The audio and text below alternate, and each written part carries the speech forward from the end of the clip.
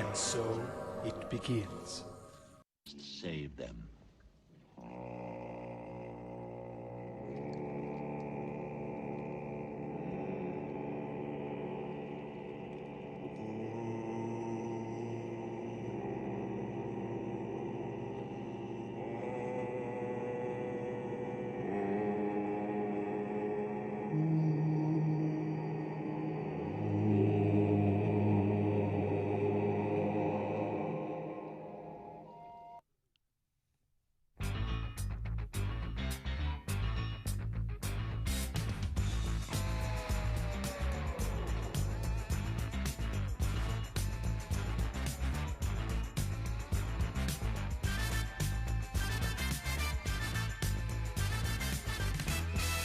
Oh, yeah. Ladies and gentlemen, can you hardly even believe it? Welcome back to the Butz Show here, in Studio A, B. I don't know where we are, but folks, wherever we are live. Yes. Let them hear it.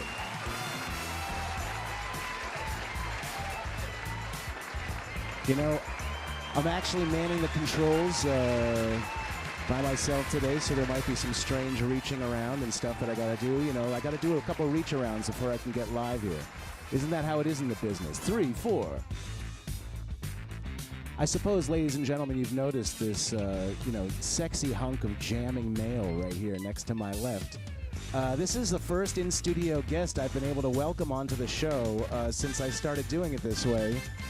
So also, just let me know if anything needs anything. But ladies and gentlemen, I'm going to help you. Make some noise for Rod Weber. Hi, Rod. Hey, how you doing? Great. I can hear you. I can hear me. I just want to make sure everything's good. Wow, we are off and rolling here. I almost wish I was rolling. What up, Rohan? I see you there. Wow, this is fun. It's great to be back. It's great to hear the Butz Show theme. Let it ring!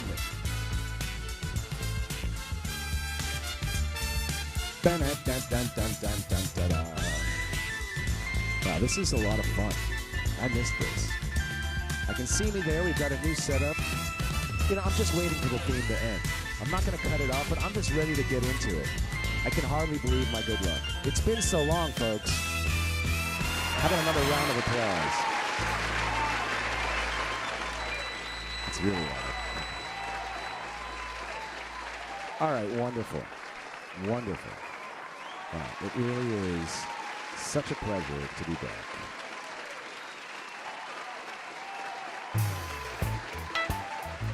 Yeah. And now, folks, we can relax. Rohan's already is like, it needs Lammy. Well, Lammy's upstairs. He's listening. He'll chime in with some comments. He's going to tell me what I need. But just let me get going here. Ladies and gentlemen, this is Rod. He used to be on my show quite a bit back when it was a radio show. Rod, it's really hard to encapsulate Rod in any sort of way. I'll say, like I said in my post, that he's a documentarian. I think in a general multimedia artist. I've known Rod to be a musician. I've known him to make movies. And lately, he's sort of gained a lot of attention as being someone who puts himself into the thick of it. In the era that he was on the show previously, he was able to, he had an alter ego known as, he never had a name so much as the name that was bestowed on him. He was the Flower Man. That was a very special era for you because it really put you on the map. It gave you I think you really found your voice through the Flower Man. Sometimes you've got to wear a mask to show your own inner truth, even though that truth is fictitious. It digs down to your soul and gets in your eyes and down in your heart. Yeah, I mean that's how Bane felt about it. We all know that he basically said that nobody cared what he had to say until he put on the mask. Yeah. Touche. Thank you. Right. So I mean that's a real thing, and we're all wearing masks these days. Well, now I've been made a fool. No, come on. I mean, I'm within back, folks. I'm back. Within my first sentence, I've been owned. That's all right, dude. I'm just, you know what? Listen, you spent. No, you got me. You spent. You got me, You man. spent the whole time getting ready, getting to be in mid. You were in Just over mid-episode here form. playing bass. Yeah. I don't know. I'm just sneaking up. I'm just getting stretched out over here. Wow. Kate Nice. Cott is on board. He's back, ladies and gentlemen. This is Michael Butler with the Butz Show. Am I too loud? No, I just feel like I lost something there for a second. Oh, well, it was your show virginity. You went Yeah. away for like 5 months or something. Yeah, and it's funny. I guess I should get into that. I mean, where did I go? What was I doing?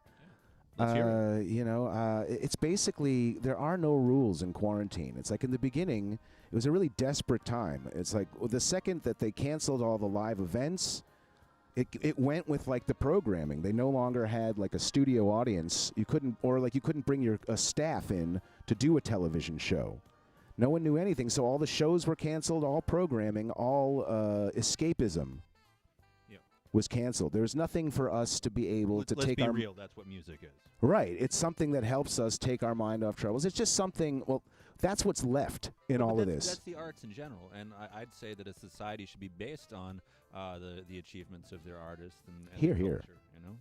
Yeah. Well, that's a whole discussion right there. I mean, basically, yeah. Let me just get Well, that. it is for real. I mean, and that's one of the big cultural boundaries I think between right-leaning thinking and left-leaning thinking, and it's weird that it's the lefty thinkers that are kind of on about keeping you in and doing the whole mask thing, whereas traditionally they'd be more about the culture is important, and so you're getting like the Nancy Pelosi's and the Chuck Schumers out there that are saying that the arts are non-essential, and that's not how it was back in the PBS days.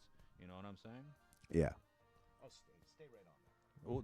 Yeah. Oh, am I close enough? Like hot on it. you're saying. Yeah. Okay. I mean, I'll get I'm hot listening on to it. Yeah. You Okay. can even take it off the stand and work Is it buzzing? Are we good? No, you sound great. I'll just get right on Yeah, it. yeah. Just get right. I'll get my COVID on here.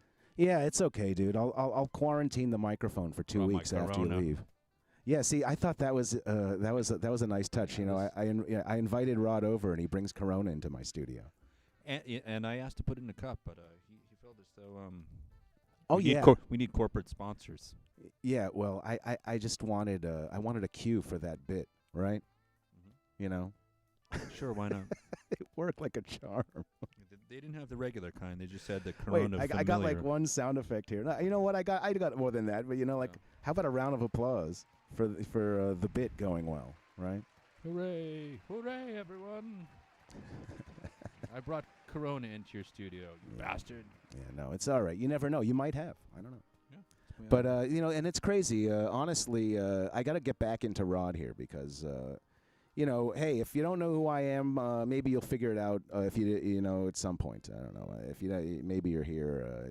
This is my page. Rod actually shared the link, so we could be reaching a whole new group of people. I'm Michael Butler. I used to do a radio show now. Because of current conditions, people needing to hear some information in the beginning, I was forced back into action. There was nothing going on, like we were saying, and But you did a great set, at least from what I could see from the videos. Was that like a week ago or something like that? We're watching upstairs. Oh, yeah. Well, that's the thing, right? Just to get into the breakdown of where I've been. Ultimately, I started focusing on music. You basically get into whatever gets you through the night is all right, is sort of what it comes down to. And for a while, our sanity was provided by getting out there every day and creating something when there was nothing. There was a void that happened instantly, and because of that void, we ended up, needing something to do. There was nothing to watch. There was nothing to see. There was nowhere to go.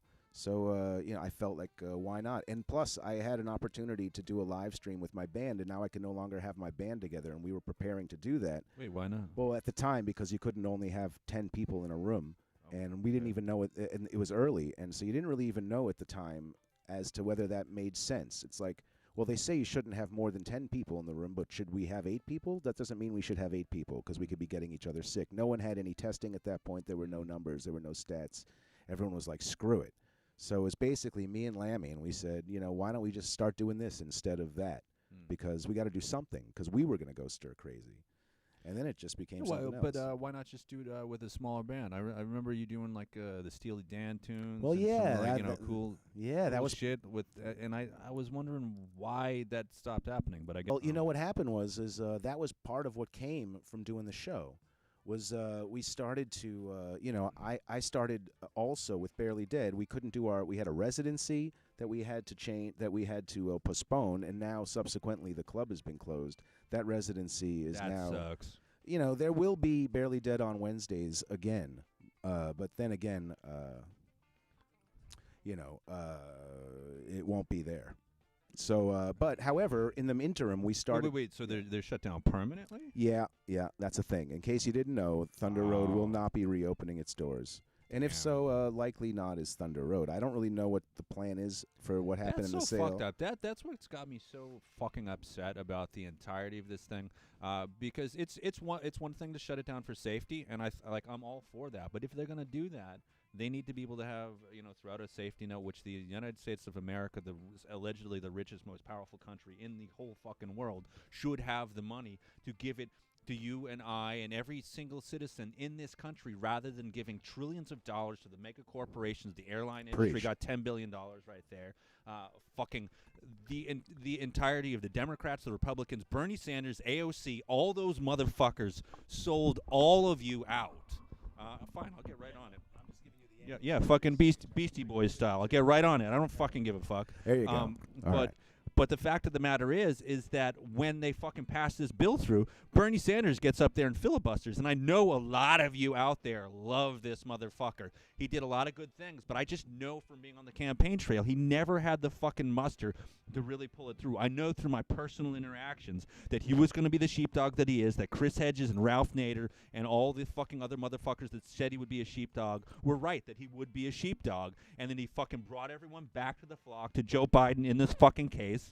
And then, so he goes up there and filibuster, not even a real filibuster. He gives a little fucking lip service to people when they're talking about doing this stimulus package. The CARES Act, we care. You don't fucking care. You gave it to the airlines. You gave it to the billionaires, the mega corporations who fund your motherfucking shit. And you sold us the fuck out. Rod Weber, ladies and gentlemen. We were being calmed before. Yeah, let's reel it in. But I hear your passion, and I hear what you're saying. I mean, we got to have a dialogue here. I understand the passion. Sorry. I did limit his Corona intake. Yep. But he cheated with getting the large one. No, I said I was going to get a 40. I'm just breaking balls over here. But anyway, what I'm saying is that look, there's a lot of things to be upset about, and we can unpack them one at a time. In fact, I'm more interested in this ongoing case you got going with Donald Trump. Oh yeah. So okay, I want to. There's so much to get up to date, and we could talk about me, but I was trying to avoid that. Right. Sorry. I want to move past. Maybe we'll get D Vibes on the phone or something, and we'll talk about where we've been. But, for the time being, I got Rod here. This is a guest, and I want to talk about you. So I want to know, essentially, from the Flower Man, you've rebooted for this year's election. You've let go of that character. Now you're more sort of you're more tailor-made to the situation. Well, I think specific situations and specific times call for the moment. Artists should be a reflection of the time that they live in.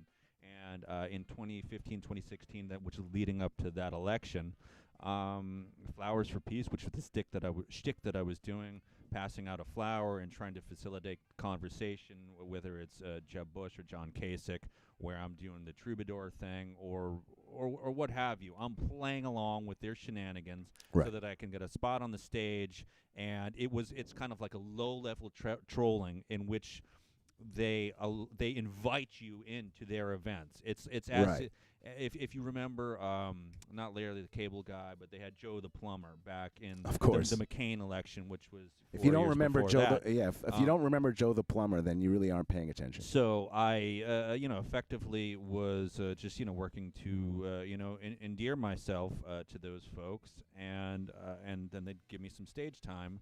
and that gave me a platform to do what I needed to do.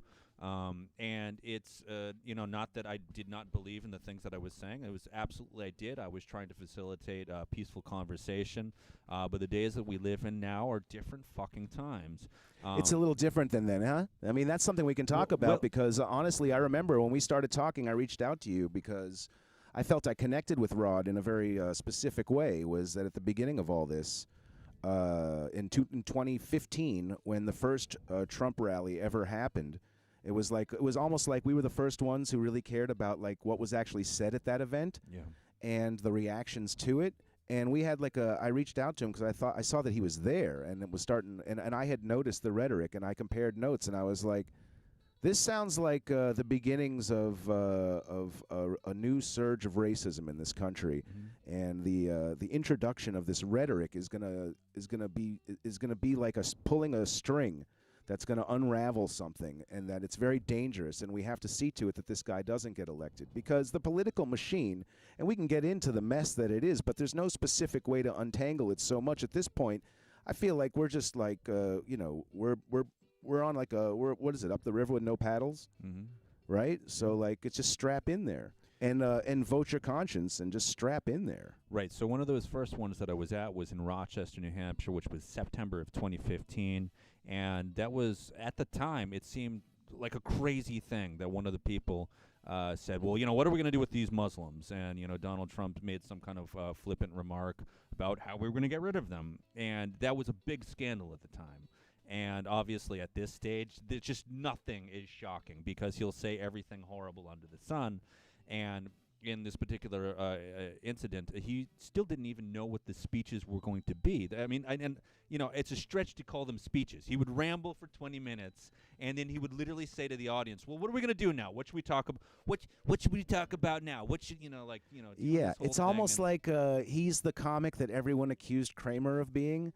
Except he's not. He's doing that routine, and he's doing the racist routine in front of the racist people, which is why he's not getting like booed off stage. Yes, absolutely. And I think there was probably a lot of folks that evidently were unhappy with the Barack Obama presidency, I guess, because he's black and that's all they can fucking see, which is gross. We get all that. But so, shortly after he ran out of things to say at this Rochester rally, he's, okay, what should we talk about? I yell out, oh, Bible verse. And so I'm waiting for the microphone, and there's no microphone there. And so he says, just shout it out.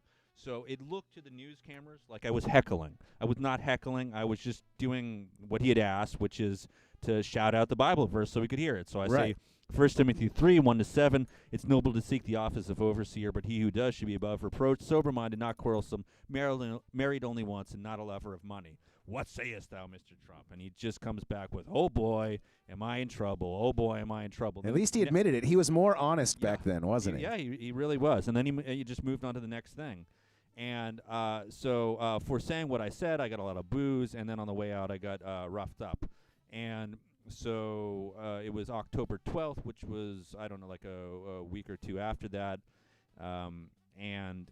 So he's giving another speech at one of these multi-candidate events where Bernie Sanders and Chris Christie and everyone under the sun was there. So it wasn't a Trump event. And Trump finishes his 20-minute talk, and I'm like in the very front row, like not as close as you and I, but maybe 5 feet away. As far as that lamp, which the people can't see, but you get it, 5 feet away. And so there was they were having an audio issue. They're plugging in mics or what the hell it is. And so there was just dead silence. And I raised my hand and said, Mr. Trump, were you aware that I was roughed up at your previous rally? Can you speak to that? And I didn't really hear his response because they're fucking messing with the microphones or whatever it is. There's a commotion. And he just responds with a quip, which is, you look healthy to me. And again, there's laughter and they're moving on to the next thing. And I'm kind of just like, what happened? And I get a tap on the shoulder, which is his head security guy for the day, Edward Deck. And this is the crux of the case. The infamous Edward Deck. Or Edward John Deck. Just like Donald Trump, his middle name is John. And he goes by Eddie. So he's Eddie John. What's up, Eddie John? And he's a junior. Eddie John Jr. What's up, Eddie John Jr.? But So he says, if you want to get a question in there, you got to go to the back room. You got to go to the microphone. So I kind of see that there's a charade going on there, but nonetheless, I decide to make the best of it and see if I can find this microphone that he's talking about. So I get to the back room. I see no microphone. I turn around and there's kind of like a wall of Trumpers who kind of box me in, and there's this other guy, Fred Doucette, who's a New Hampshire state rep, and he's like, "You want the microphone? You're not going to get the fucking microphone." And so there's this interaction where Deck comes over and he's getting in my face, and I'm just like, "Dude, what are you doing?" And he's like, you don't want the mic or whatever. He says, "You want to know my name? I'm about to fucking write my name all over your fucking face." Like, it's all this Tony Soprano, New Jersey Yahoo, stuff where they're, kind of giving the inflection that they're gonna bury my body out by the march, by like the Meadowlands, and like in New Jersey, like full on Tony Soprano crap. Right. And so I just stand my ground, like all the conservatives, love about George Zimmerman. Stand your ground. You got to stand your ground. And I know that Florida literally has a stand your ground law, and New Hampshire does not. But it's really like all these Blue Lives Matter things. They love the laws when it protects them. But if heaven forbid, it's a liberal, a dirty liberal who's standing their ground. Dear Lord, yeah. You can go fuck yourself. But point being is, so I stood my ground, and then Trump starts talking about someone needing the mic. So I raise my hand, like, I'm over here, I need the mic. At which point I'm raising my hand, and a cop grabs me from behind and puts me in an arm lock. And Deck comes over and grabs the other arm, and they kind of start pushing me out of the room, and then fucking throw me into this table and knocks it down. Causes this big commotion. I'm trying to get up, and I'm thinking to myself, you're not a cop. This guy is not a fucking licensed cop, nor a security guard. He's just a fucking citizen beating me up. Right, whoever he is. So according to 42 U.S.C. 1983, otherwise known as the KKK Act, which is one of the biggest civil rights laws, which they basically used for the KKK working with police officers for what they call working under the color of law. It was a big part of it is to stop police officers working with the KKK, and not just the KKK, but any fucking racist-ass motherfuckers who are doing the fucking bidding of someone like Donald Trump. Right, isn't that ironic? So they rough me up some more. They throw me into the velvet ropes. I get tangled up there. They take me outside, and then they detain me. And I said, am I being detained? They say, yes, you're being detained. And at that point, there was I counted 16 cameramen of like these mainstream journalists. They're all filming me. And then so I give my speech. If this is how Donald Trump, candidacy is going to be run, what can we expect out of a Donald Trump presidency? You're going to destroy the First Amendment. No one is going to have any rights. And it's exactly what the fuck we're seeing out in the streets these days. Sure. So then the sergeant... It really came true, by the way. Absolutely. Yeah. And then so the sergeant comes out and he's like, you're free to go. And so I'm like, fine, but I want to file a report. So he's like... So, well, you can't do it here. We got to walk down the street. So he walks me out the block, and then he turns around. I'm like, no. I want to file a report now. So so he comes back. I file the report, and he tells me, okay, I'm going to sit on the park bench. And then he sends over the guy who like fucking roughed me up, and start yelling to him, help, officer! Could you bring over some other guy other than the guy who beat me up?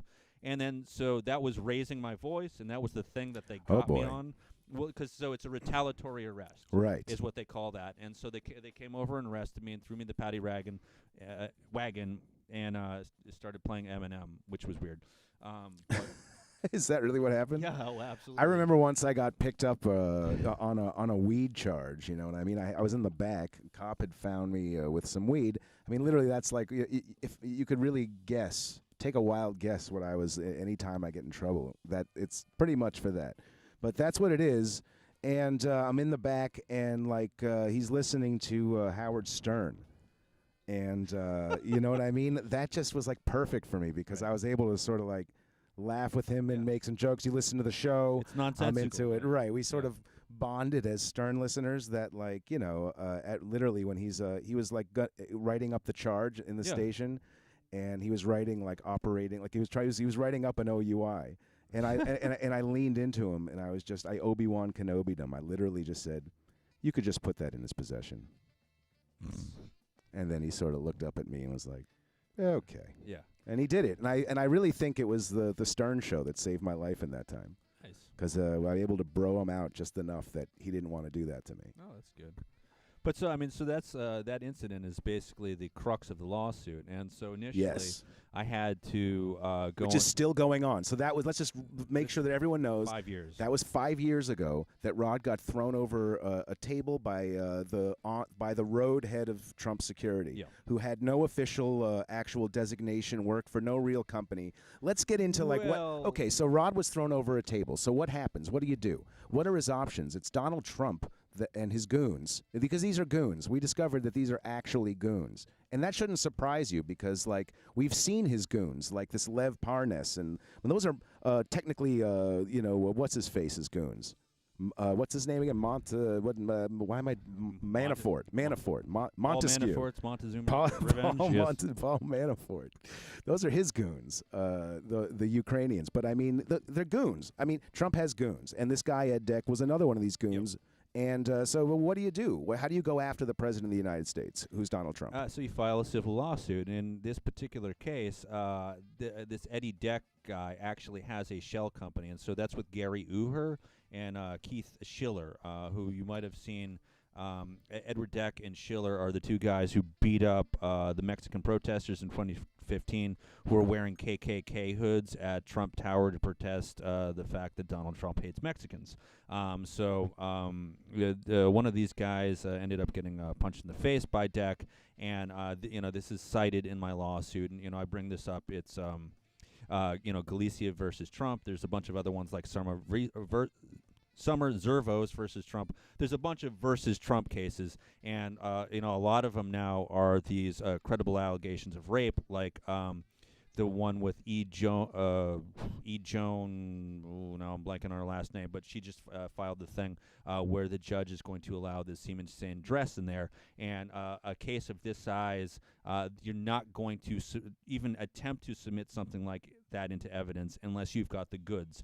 So my prediction is that Donald Trump is soon going to be found out to be a rapist in a court of law. Now, it's not a criminal court because the statute of limitations, it's too far past, but we're talking about a civil trial in which he will be found to be a rapist. But the point is, getting back to my case, is that Edward Deck has this shell company with Gary Uher and Keith Schiller, and it's called, or it was called Xmark. They've just liquidated it because of my lawsuit. Right. That's the thing. I remember you saying that. There was a company, and now there isn't a company. Yeah.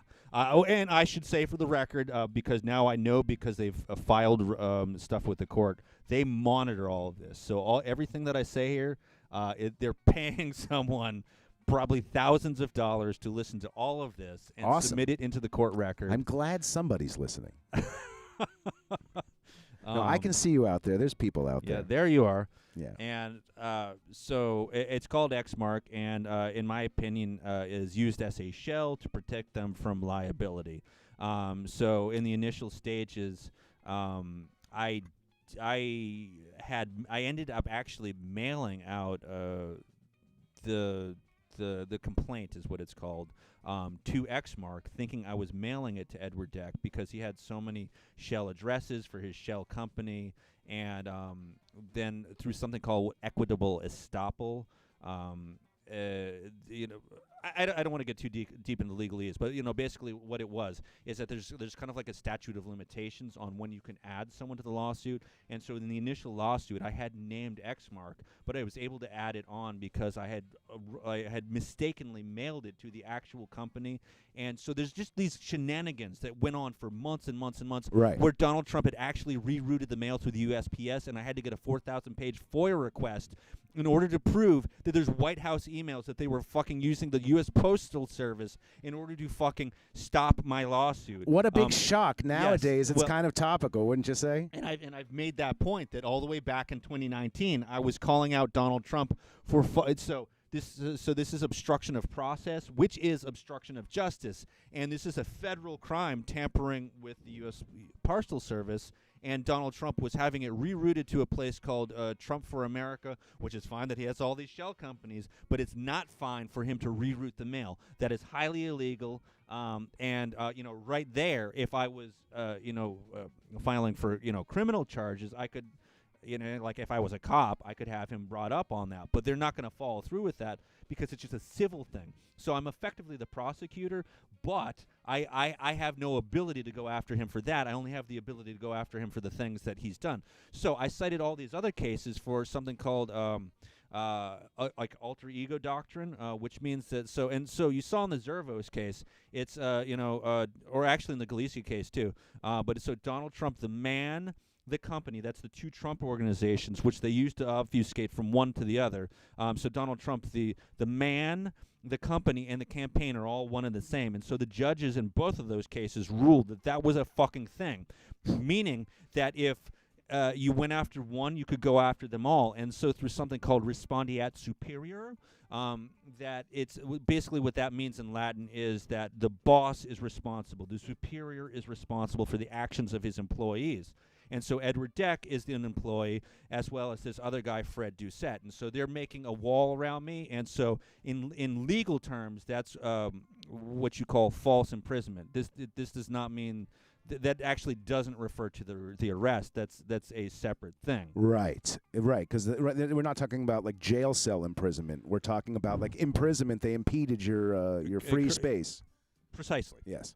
And they were doing so intentionally. So now the judge in the case has given an order to allow me to proceed on assault, battery, false imprisonment, fraud. So when they did the misrepresentation about the microphone, that's what's considered fraud. And so there's negligent hiring and a bunch of civil rights charges. So, preventing my freedom of press, free speech, and all those color of law charges. So I think it's like a total of 14 various charges which they're allowing to proceed, which means that in the near future, assuming they're so what they did, so I had to, so how do I put this? Like about a week and a half ago, we had what's called a pre-trial conference. Right. Where in general you'd go into the courtroom for one of these things where you sit in front of the judge and you're putting all your papers, on there to come up with a schedule. So they force the lawyers, and in this case, I am a lawyer. You are now. Well, for the purposes of the court, I'm what's called a pro se attorney. Which basically just means that I'm representing myself according to the American bar. So I'm not barred. So I can't represent you or you or you, but I can represent myself. Right. And so all the attorneys have to work together in order to come up with a schedule for discovery. Discovery is the process of getting all the information together where we can then do subpoenas and we can do interrogatories. Interrogatories are basically, so you get come up with a list of 25 questions that are printed, and then you get to depose them, which means that you bring them in and you, do your in-person questions against, what they've written. And so that's coming up in the near future, assuming I get through their filing for summary judgment. So summary judgment is basically where they're saying, we want the judge to decide right now. And I think it's highly unlikely that the judges, after everything that's been filed, I believe, at this stage, between all of us, 175 or 176 motions. Unbelievable. And so I've been going toe-to-toe with, at the highest point, I think there was it was about 24 attorneys against me. Right. Yeah, and you didn't have you make that clear. They weren't on your side. Right. And so it's but it's also not face to face like Perry Mason. I get to take my time and look up all the laws, and I'm smart enough to do that.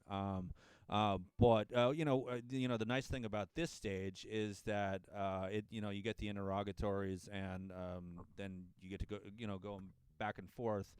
And, assuming they don't slip me up on technicalities, that's what they always say about the pro se attorneys, is that you get slipped up on technicalities. And so that's what they're trying to do, and that's why they're trying to do this summary judgment. So that's setting back me working on the discovery stuff, and so I have to file a bunch of bullshit, to respond to that, because they just, after basically after 100, and some of these motions are like 50 or 100 pages long. Not all of them. Some are just a page long.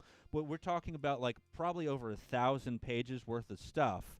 And they're now at this stage. They're basically trying to relitigate the case. So what they did was they basically got all of their players, like Edward Deck and Doucette and all these people, to file affidavits, which they all completely lied. And so you can see, looking at FEC filings, that it's in complete contradiction with these FEC filings, but they don't care because it's unlikely that the actual judge is looking at it, that it's a court clerk that's actually like, straight out of college, and I'm just going through this stuff. Then the judge signs off on it. And so what they're trying to do is obfuscate what's actually happened in all these motions. In fact, they denied my video evidence at the very end of it, even though the word video was mentioned something like 200 times. And so I was like, this is the crux of my case. If you're able to look at the video, you should see that that these people are in the wrong. And the reason that they denied the video evidence was, in my opinion, was not legal and would be overturned on appeal. Basically what they said is that I submitted so much evidence that they didn't have the time to look at it. And this is the problem with our legal system, is that it's called discretion. So whether it's the cop who has the discretion to shoot you in the back 7 times, like they just did with Jacob Blake, Right. or the judge that has the discretion to do this, or a jury which has the discretion to make a bad decision because like they're a bunch of Klansmen. This is the fucking center of the problem with our legal system. But anyhow, that's where we're at right now. I think I have, like another week and a half or, to get the response to the summary judgment. And then, I'll move on soon to subpoenaing Donald Trump. And I mean, it's unlikely that the President of the United States will show up, but, Oh man, I think it's highly unlikely. highly unlikely. But, from a legal standpoint, these are things that are coming up. Well, listen, let's just get into the reality that a guy like Trump has made himself impervious to these types of things.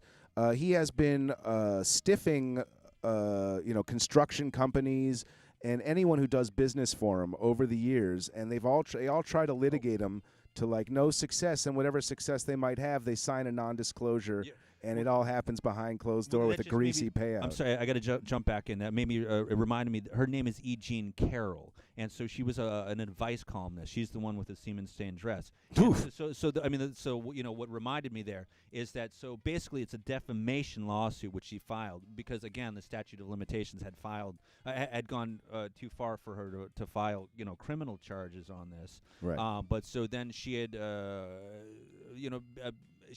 She made the allegations, and then Donald Trump basically defamed her, saying that she's a liar, and so her comeback now, since she's suing Donald Trump over this, is to say, no, I got the fucking dress, you motherfucker, you raped me. So. Well, we're all. I mean, I don't know who was watching my show that might not. Didn't mean to make it heavy. I'm sorry. That might be a fan of the current president. Yeah, well. I mean, I don't know. I mean, it's one of those things. If you are a fan of the current president, then you're watching this show. Then at least be prepared to hear something negative about him, because I'm not a fan of him, and Rod, I know, is not a fan of pretty much anyone you'll find. These are just in facts, Washington. man. Yeah. I'm not a fan of Joe Biden. Fuck right. that guy yeah. too. He doesn't like Joe Biden. I don't like Joe Biden. Fuck that guy. But I'm where Rod and I sort of disagree. I mean, I think basically we disagree because I don't think he'll ever vote for Joe Biden. Exactly, but I will. Even though I'm in Massachusetts, and that's kind of it's too late. If everyone in Massachusetts said, "Oh well, I'm in Trump's getting 8 Massachusetts, years. so I don't have to vote for him," Trump's getting 8 years. Yeah, Rod pretty much called this from the beginning that it's like he's like a golem, like they say. He's like a monster. He's on the streets, dude. He's a monster made out of human hate. You know what I mean? And we've sort of created him, and we've let him loose. And there's nothing we can do. He's made from our your tears and your suffering. Yeah, it's like all of our neglect, basically, all of our willingness to let the television raise our kids, as opposed to like putting good values in them and telling them to be good to people because you want what is that? Treat people like you would have them treat you. Yeah. Exactly, like that is exactly what we're missing right now. That. It's not that. I mean, there's just so many layers of obfuscation and confusion that they're trying to do, and they've successfully done by making it a question of social or moral issues. Abortion on this side, or no, well, I want freedom of, autonomy over my body on the other side. They go back and forth, where we really know that Walmart and Amazon and all the other big companies are pulling the strings, Raytheon, Halliburton. I mean, these are it the doesn't people matter who you get. Yeah, I mean, they're destabilizing Venezuela and Iraq and Iran and Afghanistan and growing poppies out there. What's funny, Rod, I have to mention is that, you have guys like, and we talk about Bernie Sanders, and, obviously there are some people who see him as the answer to all this, and then there's some people that see someone like Andrew Yang as the answer to all this. But they both, and I'm happy that they did, because we need to, if you're going to beat Donald Trump, you need to have everyone who opposes Donald Trump all just say, look, we are going to funnel our votes into one guy and pray for the best. Hopefully they pick the guy that's not going to, that can do some good for the country. While they rape it, I think that's where you're mistaken. The problem is that we have to decentralize. As long as we're thinking that it's about this one or two or this binary choice. I get that. So why this isn't the year. No. Well, fine, but so the decentralization comes about by states pushing forward ranked choice voting, and ranked choice voting is the thing. If you're not familiar with it, it's kind of be more like a basketball spread where, Donald, like if you vote for Donald Trump, and he's your number one choice, that's weighted as 5. Bernie Sanders is your second choice, he's weighted as 4. And you might get a ton more people that put Sanders in at 4 and less 5s for Donald Trump, and end up having Bernie Sanders as the president through ranked choice voting. But at this stage, we've got the state of Maine, and that's about it. So we got a long way to go on that one. Right. And, I think that's where I want to see us head. I think ultimately we need like extreme right platform. We need an extreme left platform. We need a centrist platform. But have you heard of Portland, Oregon? Right. Dude, do you have any idea what the fucking pulse of the streets is? The pulse of the streets is fuck 12, fuck Donald Trump, and if you don't know what fuck 12 is, that's the 12 precincts of the police down in Atlanta. That means FTP, fuck the police. And they put in fucking Kamala Harris? No. They're not going to win over the fucking progressives or whatever the fuck you want to call them, the radical left. My one concern about her choice. Cop, the fucking dumbest thing they could have done. Trump is getting 8 years, and that's not a good thing. No, it's definitely not a good thing. And that's good. No, but that actually sets me up, because how do you know about, Portland? It's because you've been there. It's like the thing that we didn't really get into. It's like we documented, his early history 5 years ago was that he got thrown over a table by Trump's head of security. But, I remember one of my most, for me, one of the most stirring shows that I got to do during the campaign was that back then, you were with Vermin Supreme at the Democratic Convention when there was all kinds of things, like instability. There were like people crashing gates, and it was quite a chaotic scene. And you guys had just really had a scare with some chaos, and I got to talk to you shortly after that, and it was really intense to sort of get in all that. So like there's a lot of things you saw then, and you're back at it for basically everything that's been happening even since the virus took over the streets. Essentially, there's been the multiple shootings, the protests in Minnesota. And basically, and then you went out to Seattle. Why don't you just break down where you've been since the start of the quarantine era? Well, if I can just touch on the DNC there, as you mentioned, it kind of was a scary scene there, but at this stage, right? It's nothing. It feels like nothing at all.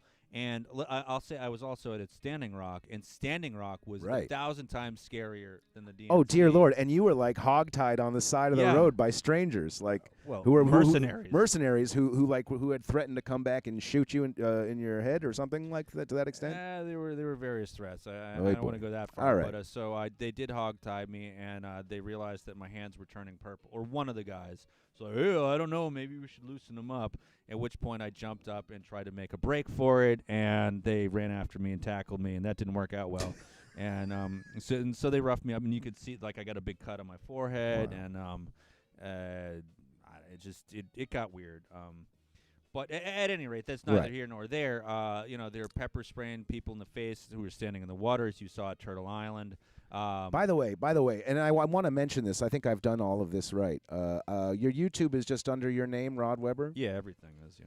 Yeah, right. So, YouTube, if you want to look it up, there it is. Yep. Rod Weber, YouTube. You see how I did that? It's youtube.com/Rod. Well, yeah, but I think They'll everyone figure it out, yeah. everyone knows that. Yeah. This isn't a link they can click. Fair That enough. is It's not the YouTube. 90s. YouTube is Rod Weber. That's how you spell it.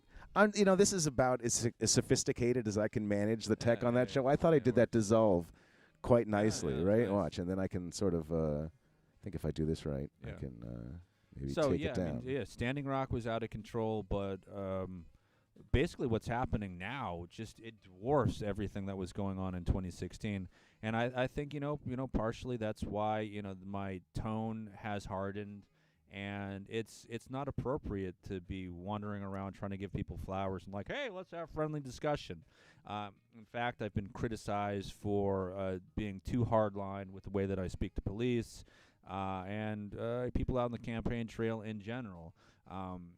But it's not for a lack of transformation throughout 2020. I didn't go straight to verbally kicking everyone in the dick. I really did try, and I had a rule. No, you came out of the blocks like, dude, Rod is angry today. No, but it's not just today, I guess. No. I mean, like I think the first rally that I went to in 2019 was Tulsi Gabbard in February or March of 2019. Right. So I mean, they started this stuff months, basically 6 months in advance compared to 2015, where they started on July 4th. They were starting this when there was still snow on the ground. Right. Like it was still winter time. And basically I asked Tulsi Gabbard, with what's happening with the DNC and all the cheating and the fraud lawsuit, which Jared and Elizabeth Beck brought forward, how can you see anything changing? And she says, well, they're going to do some switching around of the rules for the delegates. I'm like, yeah, I looked that up, Tulsi, and you are correct that on one level, yes, but if an emergency comes through, then they can still, pull the super delegates card, and you're still fucked. And it was like, whatever. And we talked about the Diebold voting machines, which were easily hacked by an 11-year-old girl at one of these hacker conventions. And she acknowledges all this. And Tulsi Gabbard, out of anyone, is probably the one that's going to acknowledge these things the most. But as I also pointed out to a lot of people. And not surprisingly, was the only one of the candidates not invited to be a part of the Democratic convention. Well, right. But she also took money from Lockheed Martin back in 2018. So I pointed out to everyone that she was going to come around. Right. Because she can be bought. And you can see that on opensecrets.org. I highly recommend looking at these kind of websites, because it's not what these politicians say. Forget what they say. Just see who their donors are. And what their voting record is, and then you can see how they're going to behave in the future. And I knew, even though she was talking about, I did a full interview with her about 9/11, because it wasn't meant to be about that, but it was at one of her other rallies. Someone brought up the topic, and I, it just happened to, be trying to get an interview that day, and I'm like, well, now we can't not talk about this, and so she's willing to go weird places in her discussion, but still at the end of the day, I'm thinking to myself, well, you took the money, They all take the money in the end. They all take the money in the end, and that always leads to bad places, and that's how we know that they're all bought and sold and controlled by the mega corporations. So who can you trust? I sort of no one. Metaphysically, I trusted Stevie Wonder. I even trusted Prince, I trust Prince. I trusted my heroes. I trust music. That's my deal. And that's kind of that's where I've been, I bought an electric piano and a guitar. The guitar I had. Oh. Let's get that straight. Okay. That's the I'm just playing, but so I bought an electric piano and I just been playing it. You know what I mean? What am I going to do? I didn't need the pastime to go to do the show.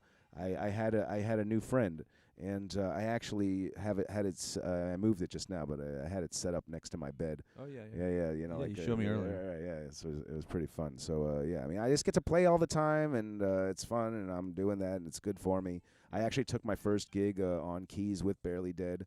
Yeah. We did it's been a really weird to get into to life as a performing musician when there's nowhere to perform. So slowly they've been opening things up, and there have been a couple places that have been doing some outdoor shows with small bands, and we're able to cobble together multiple different combos of our band because we have such a, I think the ultimate number of members of our band are like 9. We have like 9 people. We have 3 guitar players, and it's a big thing for the bar to pay for. We have a depth chart. We have like three guitarists, and we field 2. You know what I mean? And it's just like, it's like that. So and 3 drummers. What was the name of the guy on slide that you? Oh, John DiCarlo sat in with us as a guest from the sick. Duppy Conqueror. Yeah. Shout out to John DiCarlo. John DiCarlo. That shit was fucking the bomb. Usually, he leaves that very pedal steel set up right over my right shoulder here. Yeah. I give it a home over here, but since he used it this weekend, he hasn't reset it up back over here. I'm not mad. Yeah.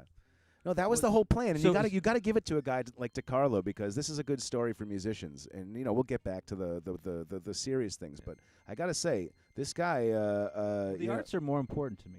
Believe it or not, like I do paintings, and I mean, like, so I believe in the arts more than the politics. The politics informs the art that I'm doing, and for me, it's interconnected. So I'm all about that. That version of No Quarter you did was fucking sick. Right. And then after that, Thank you. You did Shakedown Street. Yeah. And that was it was loose, but the Dead were loose, and the way that you were much tighter with No Quarter. But when you came back, I'm not. I don't know what he's doing here. I don't know what he's doing here. Well, I think we were perfect. No, actually, we had a bunch of substitutes out there. No. I don't mean in a bad way. I like that. Like like we were talking about, the Dead were about being imperfect.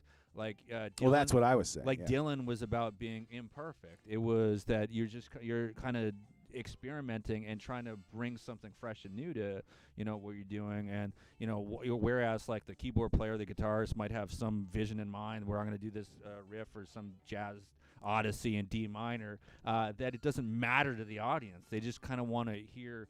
Now let me jump in here and say, now more than ever, the audience just wants to hear something, because the first band that played. This weekend we did our weekend event that we had been doing this is the 4th one of its kind. It's at a private event in New Hampshire at someone's house that has large property by a lake. So actually, if you keep the numbers down, which we did, we sold a very limited number of tickets.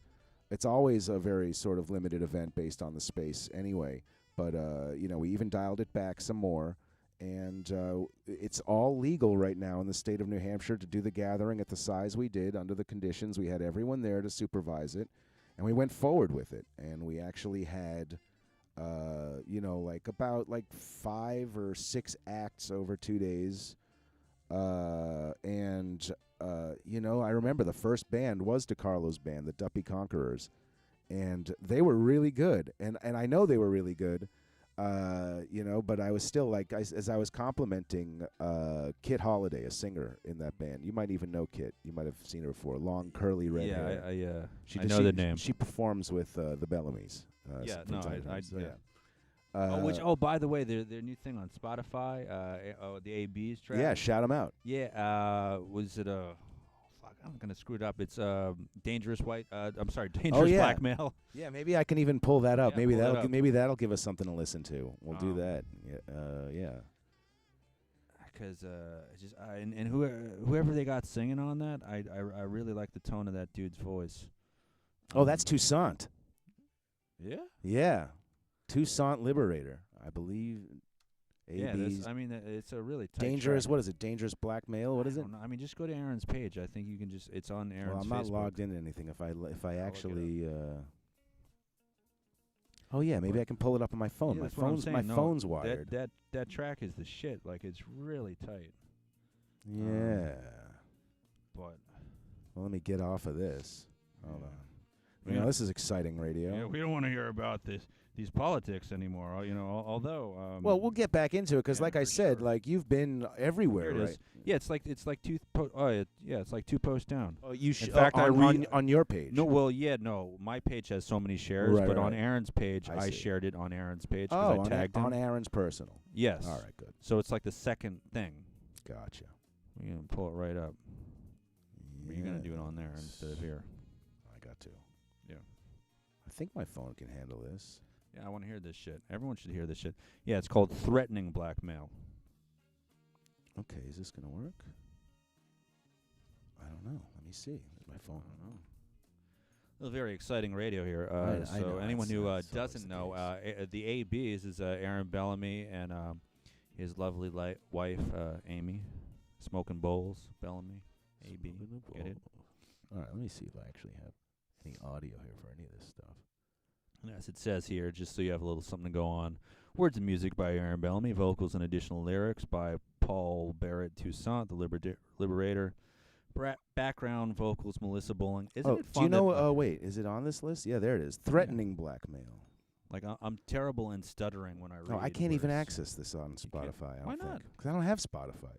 But you could just be able to play it on his Facebook page. Wait, I'm looking at a different link. Ah, it was this one. Yeah, just play that, man. All right, you got it. This should work. All right, we're going to take an audio break of us All right. and listen to this. I think this should work. Teach Oh, there you it is. Okay, well, let's pull that up. Okay, I see what I did. I had it down for the other thing. Here we go. elementary school teacher supposed to teach the child wrong from right. Teach the youth to hunger for knowledge. In their love is neither black nor white. He teaches hate because he hates you. He teaches fear because he fears you too. Teaches envy because he's envious of the gifts that God has given you. He wants to see you kneel, pledge allegiance to the flag, send you to the principal's office. Hope you never come back. You're just a threatening man, even though you're only 10 years old. Hey. Just a threatening black man, threatening this sense of control.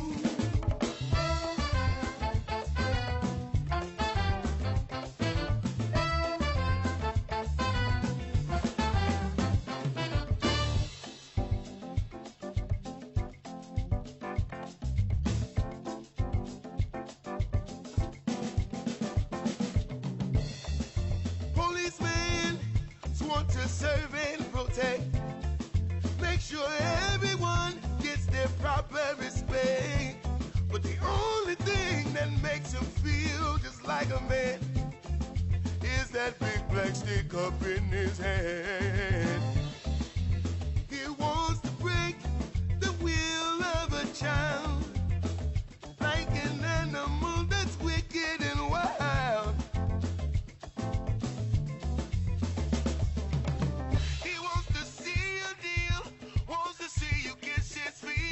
Another stripe on his uniform, another black boy lying dead in the street. You're just a threatening black man, almost 16 years old. You're just a threatening black man, threatening the sense of control. You feel so threatened by your black male child. Wanna put you in a hole.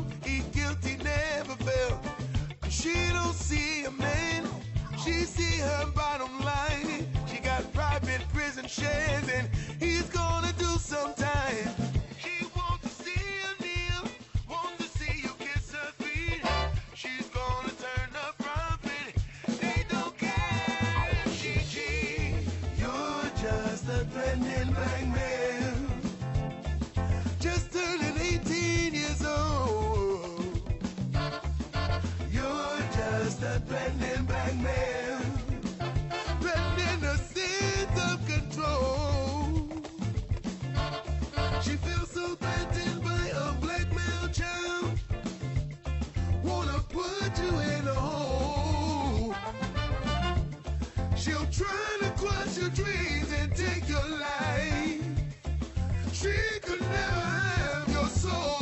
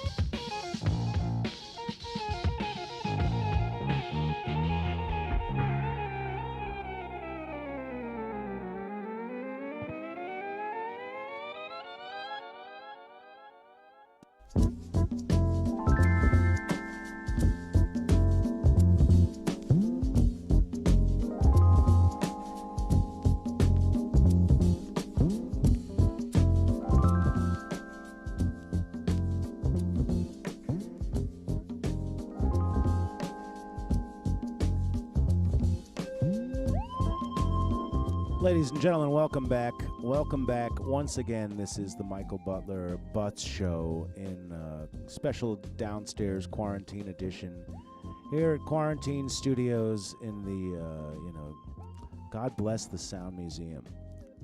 God bless anyone who gives musicians a place. By the way, I want to give Casey Desmond a big shout out because she did a launch party for Jungle Up Records. And it was a big, I shared a link to it. It was a 6-hour streaming event where she had live shows, live streams, as well as a couple pre-records, I think, and she tied it all together with a couple different places from which it was being hosted from. And then I know that they're debuting a new Magic Room building in Norwood. And some of the shows, I think Casey was streaming her show from there, along with the one that she did with her sister. And I'm excited for this new building. I'm sure that you'll find me over there doing some things very soon. We're trying to get a few, and I think, there's talks of trying to get some shows going on. I don't know if we can do people inside, but maybe we can do people outside, and I don't know, maybe. But we're also going to be using that as a streaming location for other shows. So definitely follow the Magic Room. I think the Magic Room Gallery, the Magic Room. Look up the Magic Room, the Sound Museum. Get with the Desmonds. Especially if you're an artist, musician, you need a place.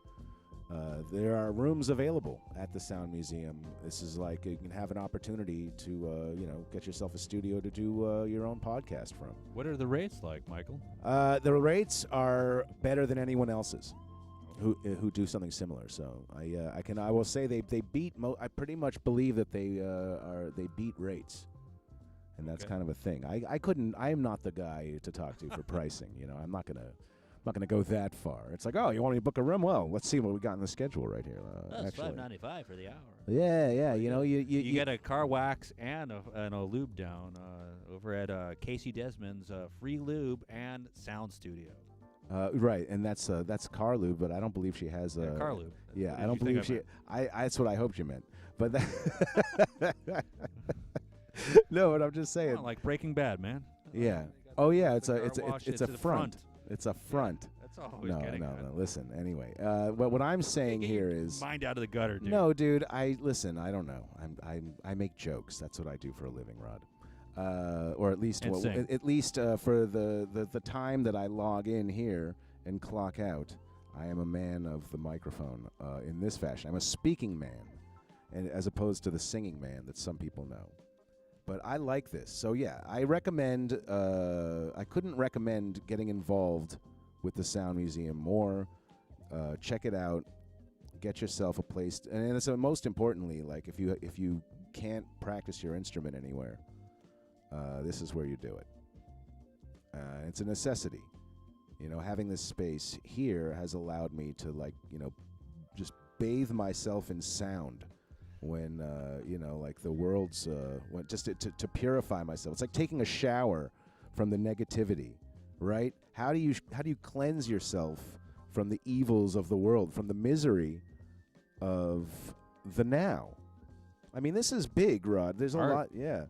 It's a real time to sort of get adjusted to being a person. You can't, like me personally, the life that I used to live simply doesn't exist anymore. And I don't even know that it's coming back anytime soon. Like, I got some bullets left in the gun, like for a guy at my age, which is, it's up there. I'll say it's 45. I'm not even 46 yet, even though that's coming. It's coming pretty soon. That's what comes after. Yeah, it's coming. At my age, to have as many bullets left in the gun, you know what I mean? Like I feel like I'm in good shape. I could do this for, as far as I can see, I can't imagine things breaking down. But I hear they do eventually. So. I would put out there that things have broken down significantly, and this is why I'm so pissed off at what the Democrats and the Republicans have done with the CARES Act, the stimulus package, and why all of this stuff that's happening is as much as it is definitely about George Floyd and Black Lives Matter. There's so much more that's going on, and it's one of the things that is difficult to talk about say in just a Facebook post, Right. and even right here, you know, I don't want to get too deep into what people are doing out on the streets, but part of the reason that people can be out on the streets is because they can't work. So part of what's happening, and this is just my observation, Right. is that it seems to be folks are out there not just because of George Floyd, because everything is fucked.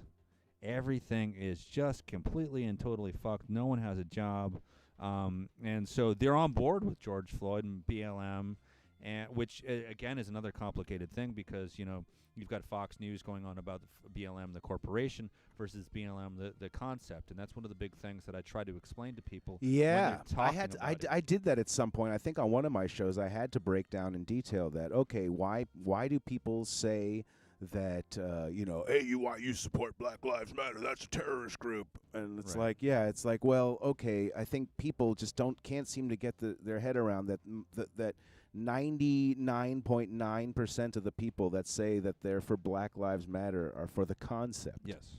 It's which is absolutely real and just, and the concept makes sense. And people who took the concept as something didn't realize it might have originated as the name of a group that was organizing protests or something I that. wouldn't even say that it's a group that originated as a corporation as it has become. It's Right.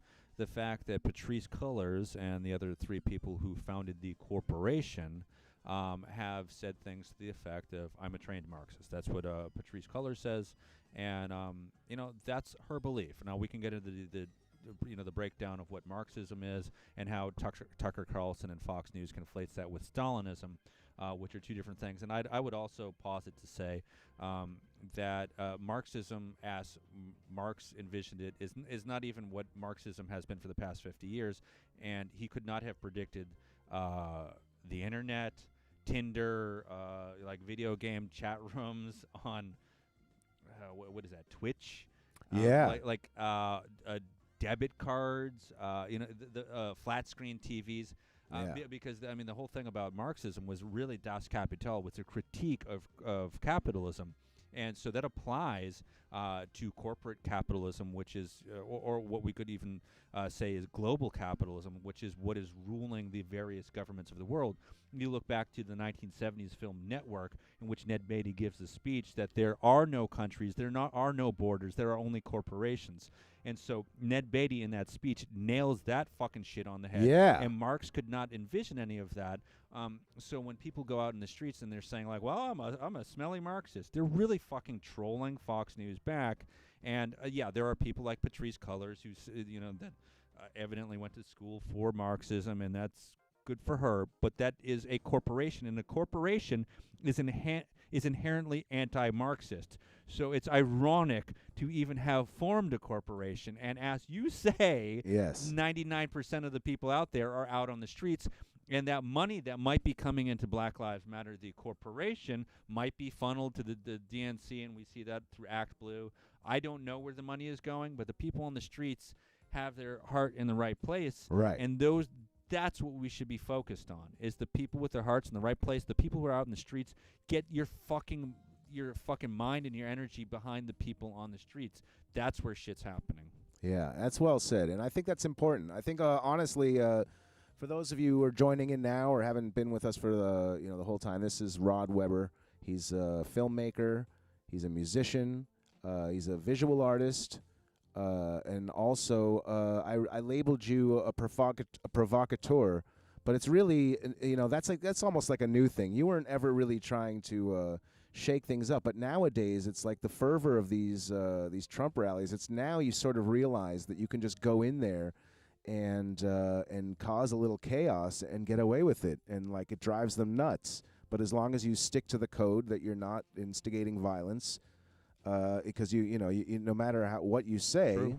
You're not actually being violent. Correct. And while these things are happening, unless I think I saw you say in one of them, did these people secure like a meeting place with a permit for Right. something specifically? If they don't have a permit for what they're doing, then wherever they are, you have a right to be. Yeah, it's just another public park, and I can do whatever I want. I have all the same rights that they have, and they did not secure those rights in that particular case, which was last Sunday, where I showed up with a gigantic cardboard cutout of a dick with Trump on it. Yes, on it. Rod Weber on Facebook, YouTube. I believe that if you have that on both places, all the footage. Yeah, it's all over. Good, because this is really actually getting a lot of attention, and there's a lot. I think the thing, I think people are starting to say that clip did get a little bit of attention. I think. Yeah, Lil Son did a write up. Raw Story did a write up. It's getting.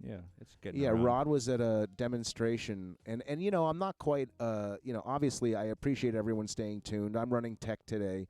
I'm gonna take strides to be able to manage my own show, and props to John Lammy because I couldn't have even got started without his help. But we're moving right now. It's happening. The sound, I'm gonna listen back to it, and I'm gonna hang my head in shame. I'm sure. But it's a start. And Rod, I salute you for just encouraging me to just hit play and let's just go for it. Garage band style, man. Yeah, because, honestly, I miss doing the show, and if it became a little easier for me to just engage and I can get my system down here working, I think it's going to be something that I once again do with a little bit more regularity. So before we got to the music, you had asked me, can you take me through 2020? And, please. I started off with Tulsi Gabbard before somehow we got on the topic of Aaron and the ABs. Oh yeah, well, which is a great topic, and we're gonna go where we go. Yeah, because I'm glad we went there, for sure, because it's a great track. Well, I'm not on any network right now as of yet, so we can do whatever we want. But I feel the need to shout out. I have sponsorship. Officially. Now, I don't know if this is the show that I want to post sponsors to. Yes, and we are sponsored by Corona. We are not. No, I mean, that's actually a sponsor I want right now. I want to be able to say that. And look, if I sell a beer or two, so be it. But, I think in the other, we're more sponsored by the coronavirus, because if it wasn't for the virus, I wouldn't have started doing this show. Yep. I mean, it's interesting how people can turn a negative into a positive because, like, for example, you take away my gigs, it means that I have to practice things like playing piano more, and it's enriched me in a way. And now I've played a couple gigs. You saw those Steely Dan shows. I've now played some keys with Barely Dead. I have a road. I mean, it's been good for me in a lot of ways, but the way that it's bad for me is that I miss people. I miss my old life. Yeah. It's like, what I do doesn't exist anymore, and we did it this weekend. And, you were watching it, and I said something so simple that sounded like I was like, ooh, that was deep. But it was. It was like I simply said to the mic, a dream, right? I said, this really feels like I'm dreaming. Like, I'm dreaming. I think it feels like I'm dreaming. And I had to repeat it a few times because, like, there's no other way to say it. I felt like I was dreaming when I was there. We don't get any second chances. This is a life that we choose to live, and you better fucking nail it. And if you can't get your shit together, I mean, that's cool. Let me tell you what I'm going through is that I felt like it took me 45 years, but I finally nailed it, and then it disappeared. Like the life that I was building for myself. Yeah. It's like I got to that point where I was finally like comfortable and happy that I was like, musically, I think I'm where I belong, and and good things are starting to happen from it, and I'm going to get to do these things. And the funny thing is that hasn't stopped, but the way that I had built it is gone, and that was what I was going for that because. For example, if you know me really well, you know that like before I ever had a gig that you'd find at a festival, I would just be at the festival, and you knew me because I was there and I was living it up, and I had a certain way of going about it that made you say, I don't know who this kid is, but I like him. Yeah. All right, and that's the whole thing about it. That was my life before, like I found a way to, instead of like being a guest of a band at a festival, I become a band at the festival. Yeah. But still, like I was just getting to that. That's really where I was trying to be, and now it's gone. Right. It's really a thing to adjust to. So getting used to that has been quite a challenge. But that's why it's like, okay, but then you get to experience it again for a second, and like an oasis. It was just the most surreal experience this weekend. It was such a beautiful thing. Once again, I want to just. For those of you who are there listening or anything, thanks for coming. Thanks for being a part of it. I want to shout out Eric Alice and his father Ken for being such gracious hosts. They really did something. They even created an art. Eric built an art installation to where he he created the side. He used the original artwork from Inside Thunder Road that was donated by Michael Whitehead for the exhibit in there that had been hanging on the walls the whole time. He does like our show posters as well. So there was like, you know, the Like the one in posters. the bathroom? Not sure that was one of his. I'll show you one. I have one of his here. But yeah, no, he does. So he did those, and so the posters, and the art inside Thunder Road. He hung all that, and they created like he built a facade, the Thunder Road facade, and like a brick wall, like sort of to hang it on that looked like Thunder Road. So it was basically he built the side of Thunder Road with a doorway. Mm-hmm. So we actually had the door guy for Thunder Road. He was hanging out in his faux doorway. And it just created a place. Like during set break, everyone was hanging out in front of the door to Thunder Road just like they would. Nice. I mean, it was such a beautiful experience. The weather cooperated. You really couldn't have asked for a better weekend. And I just hope that, you know, we don't find that, you know, like we did a bad thing passing around, you know, something that happened there. And we took all the necessary precautions, again. But there's just no way, you know, like science and, you know, it doesn't ask questions. It doesn't say, oh, well, you know, we're not going to, the virus isn't going to spread because, you know, you guys were so positive. It was, you know, it was a good time. Well, you never know. You know, I mean, I want to believe, right. Thank you, Rod, because like I said to myself, man, it's hard to imagine anything bad coming from what we did today. I mean, there's been scientific studies that show that positivity can have a beneficial effect on your health. So, you know, why not? I mean, that's really the thing with a lot of people losing their jobs, that they feel like they have no purpose. And I could be wrong, but I believe I saw an occasional headline here about suicide rates going up. And wouldn't surprise me. And so a lot of what's happening, I think, has taken people away from what they're used to doing, and they don't know what their purpose is anymore. And I mean, people struggle with, you know, what the meaning of life and what they should be doing with themselves is all along anyhow. So you add something like this, and they're thinking to themselves, well, you know, you're running my business in the ground. A lot of people have, I mean, tens of thousands, if not hundreds of thousands of people. I think it was 80,000 the last time I saw, which was a couple weeks ago, must be in the hundreds of thousands, have lost their businesses. And I know there was a lot of interjections and run-on sentence there. It was a terrible sentence. But the point is a lot of people have lost their businesses. Oh, my God, and it's still going. Yeah. So you know, the crazy thing, and I have to tell this story because there's a lot of things that have gone down, and it's nice to just sort of like have a situation where, like, you know what, we're the only ones in the room. Like, no one's we're not holding anyone up here. You know what I mean? If we feel like talking, we're going to talk. Do whatever we want, yeah. Yeah, it's late. You know, but, yeah, I don't know. I was just thinking that, like, I don't know, it was good. I sort of lost my train of thought there. Where were we? Well, I was just saying, I mean, people struggle. I mean, even without coronavirus, people struggle with, you know, what is the meaning of life. A lot of people end up, having a family, whether by intention or by accidentally, and they live vicariously through their children, you know, which I don't want to put down. But no. For those of us who don't have that. With no children, there would be no us. Exactly. But there are something, what is it, like 8 billion, or is it 8? How many people in the United States? It's right. And there's and how many and just how many children in the world don't have a family? You know, like how many children are there? Well, how many children are locked in cages because of Trump's horrible policies? I mean, that was the first thing. That was the first thing I think. And how many of those children in America are actually sitting in those penitentiaries? And how many people? How many of those children have come here because the United States has intentionally destabilized their countries by bombing them, or like in the case of Venezuela, they're doing so in order to stage a coup.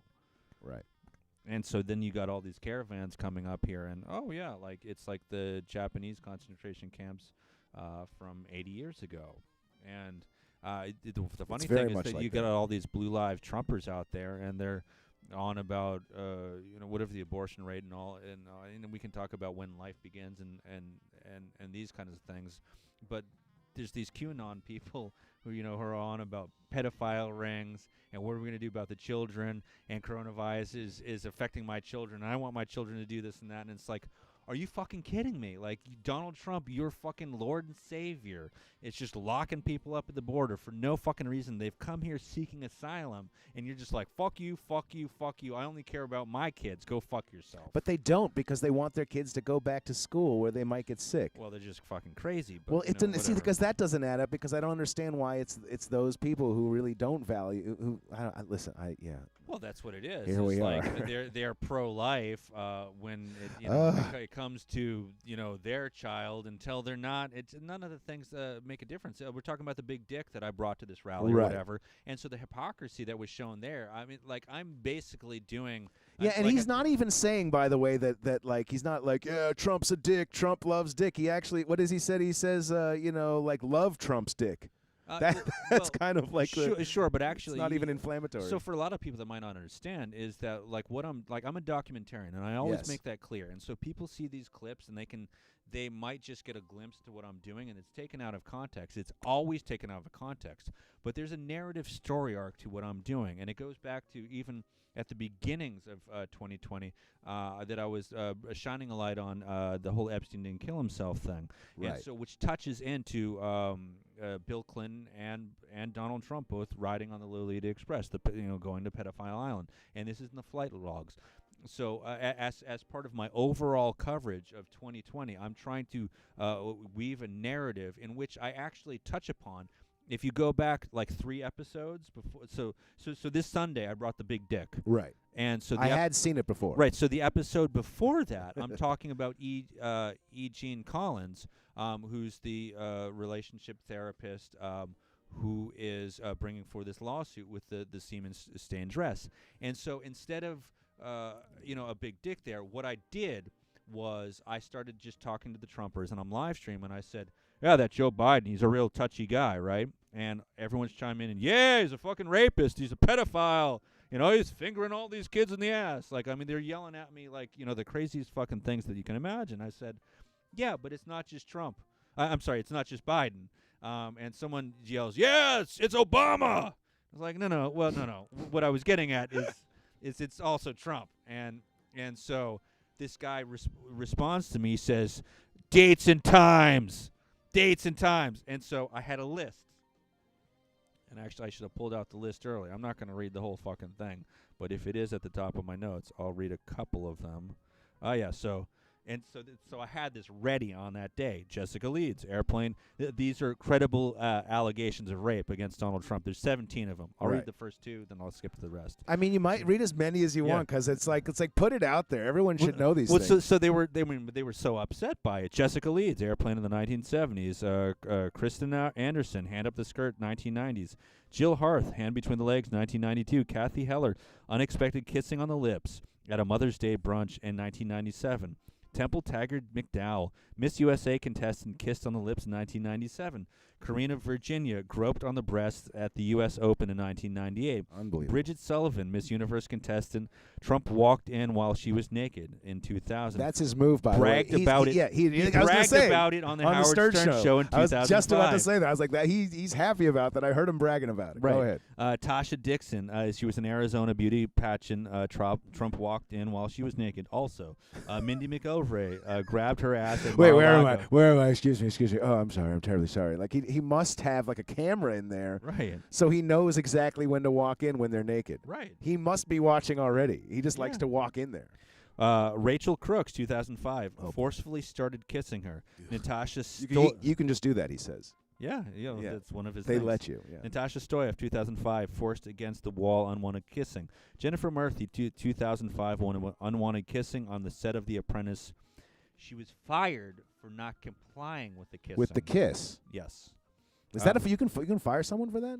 I guess it's Trump. He likes to say it. It's a gray area, and you can certainly bring forward civil litigation because that's very iffy. I would say that he could be legally liable, and I mean, I don't know the details of that. She might have been. She should hire you as her in court person. Well, unfortunately, the American Bar Association, otherwise known as the ABA, is a private corporation that is in charge of who can be a lawyer within the American legal system. That's a bunch of bullshit. That's a lot of power for a private organization to wield. You're telling me. Oh boy. Jessica Drake, an adult film star. Trump forced himself on her and 2 other women, also porn stars, I believe, in 2009.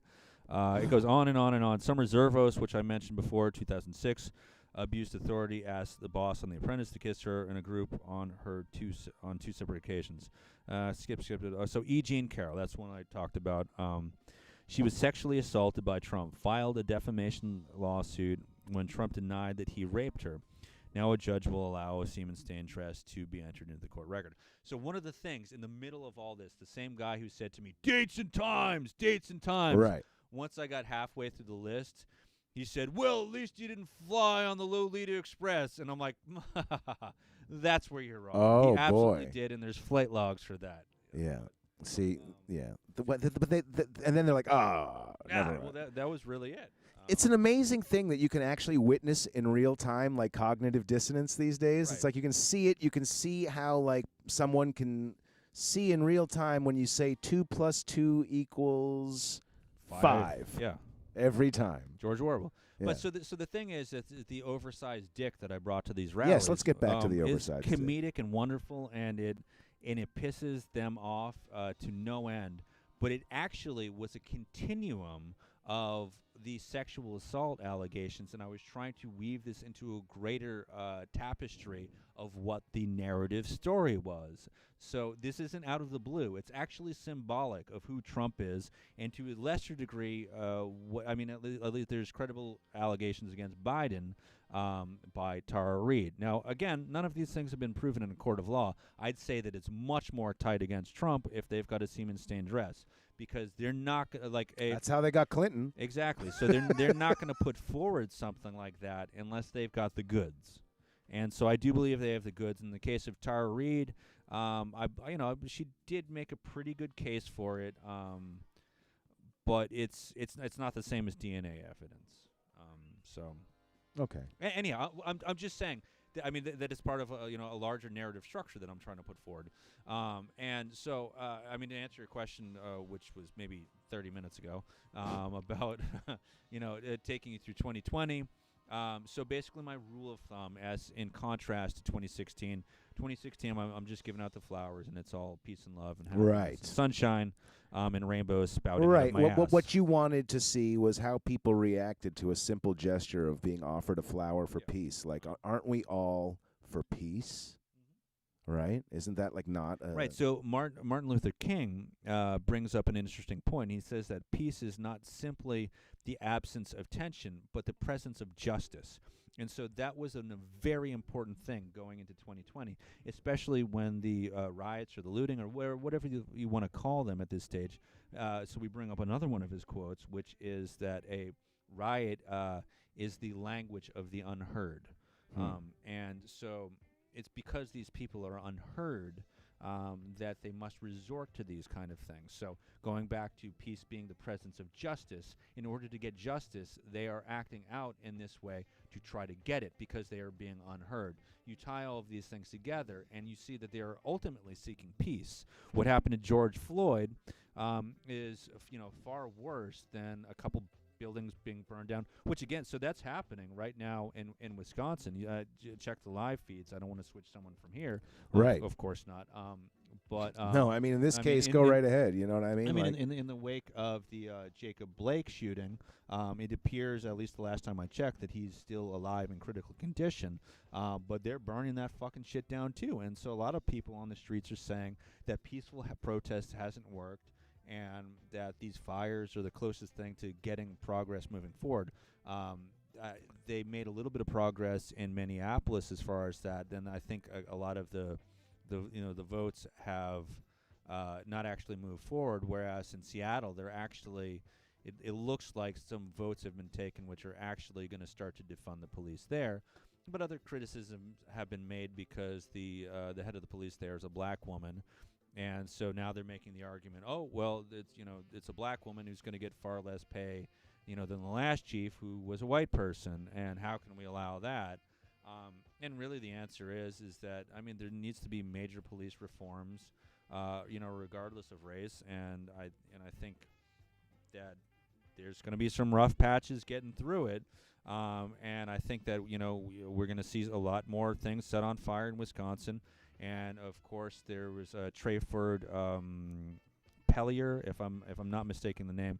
The guy was shot 10 times. The black man who was shot 10 times by the police last night in Louisiana. You were the one who informed me of that. I hadn't even looked that up yet. That's I only started seeing that early like 11 this morning. Right. This morning.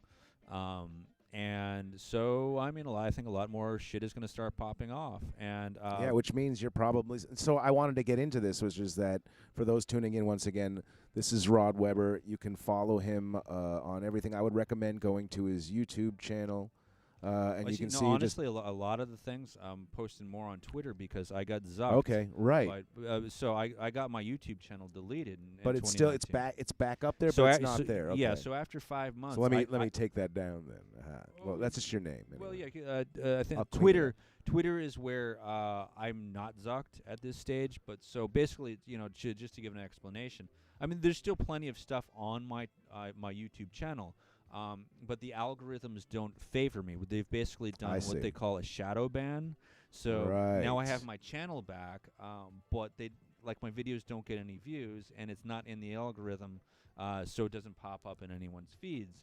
So a lot of what's your Twitter? Just same thing, Rod Weber. Oh, okay. Let me just set this up. I gotta get the text right. And it's usually kind of at.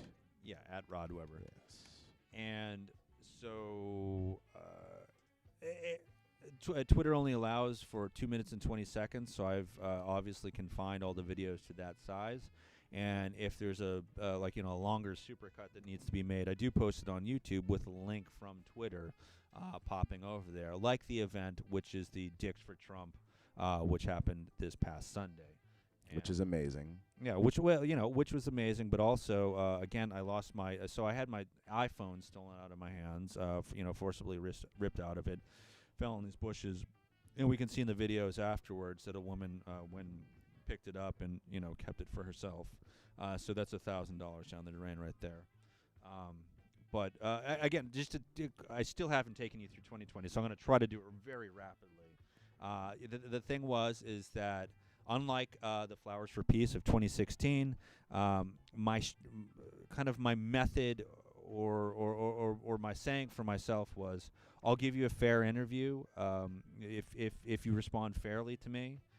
It'll be straightforward. There'll be no tricks.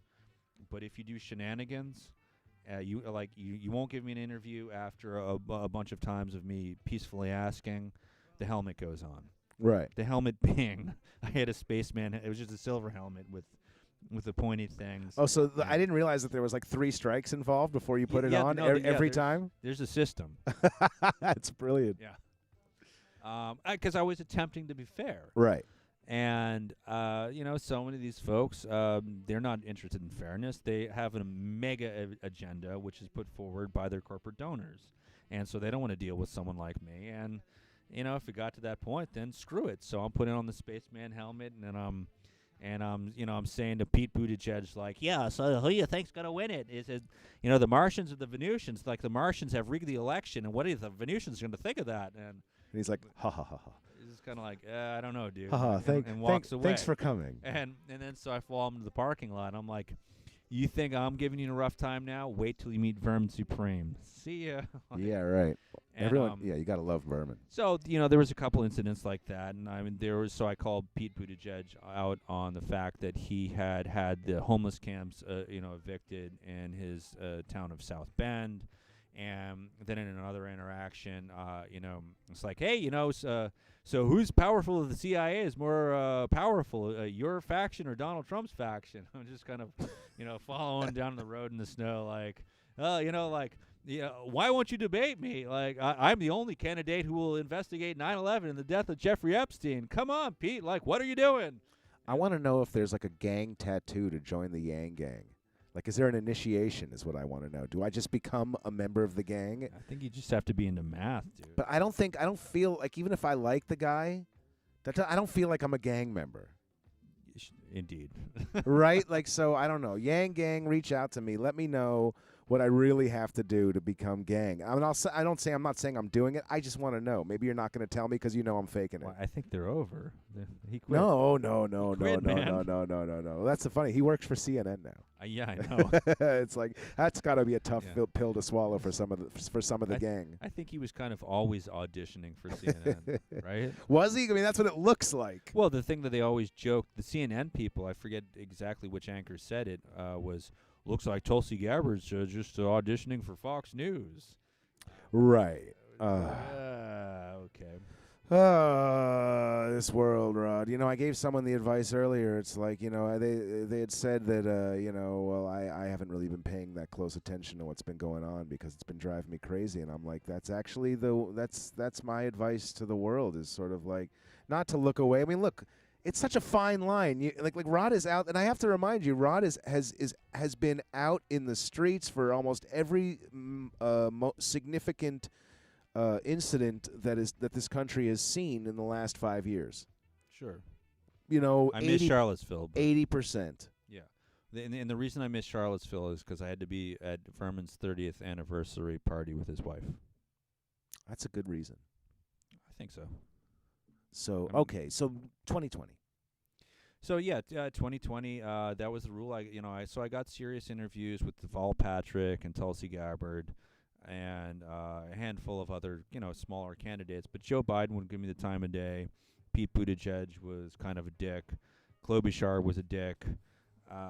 Basically anyone who's really kind of making the headlines, who had corporate money behind them, they were dicks. And so I clowned on them. And, one of the big ones that I think is a favorite for folks is Joe Biden had done a rally, I forget what town it was, somewhere in New Hampshire, where, he hid inside this church for like literally an hour after the rally was done. And then finally he came out and I sang to him. Joe Biden wrote the Patriot Act and works with segregationists. I was just thinking, do you want to do a rendition on acoustic of that? I could hold this mic up to the acoustic. You could sing through that mic. Sure. I think that would work. I happen to have one of those. We'll let Rod do a tune over here. Okay. There's a first. It's a touching tale. Joe Biden wrote the Patriot Act, and because I will be voting for Joe Biden because that is like how I see it this year, and I actually am willing to make a deal that says like this year I vote for Democratic, next year it'll be neither, right? Okay.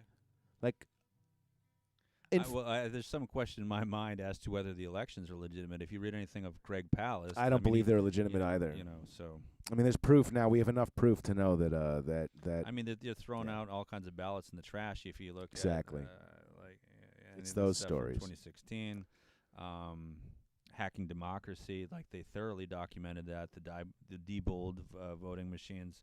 They can be hacked by 11-year-olds. But anyhow. All right, let's hear this song. This is you've been singing this on the campaign trail. This is Joe Biden. He sang it for Joe Biden. Yeah, this is Joe Biden wrote the Patriot Act, which he did. Joe Biden wrote the Patriot Act. Now we're all screwed. There's nothing to do. Joe Biden works with segregationists. Now we're all screwed.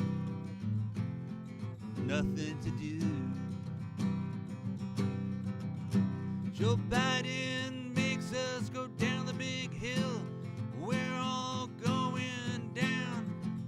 Joe Biden wrote the Patriot Act. Now we're all screwed. There's nothing to do. Nothing to do. Joe Biden wrote the Patriot Act. Wait, I'm late. I didn't anticipate that I'd really need my my fake applause. Oh my God. Wait. Here we are. Yes. I was afraid I was hot. That's why I was tilting away from the mic. Oh no, you're fine. I'm monitoring it. So, what did Joe think of that number? By the way, he just smiled with his big false teeth. I think that smile is new. I mean, I think obviously like his hair plugs. All of these candidates that we see go through like a fresh spackling. You know what I mean? Yeah. I remember like I went. Romney. That was the name I was going to. Yeah. I met Mitt Romney in person, and I thought he was like an animatronic dinosaur. You know what I mean? Like in person, like it's like, wait a minute, right? This isn't normal. No, he's not. I know what. I thought that guy was a spray king lizard, but like Donald Trump's got him fucking beat. He's the king maggot, lord of the the spray. But he's got all of these the QAnoners convincing he's the savior. Oh, I know. From the lizard people. But I mean that even goes back to the whole thing about John Titor, the time travel. If you're familiar with that conspiracy, I covered all that in the This Is From Supreme documentary.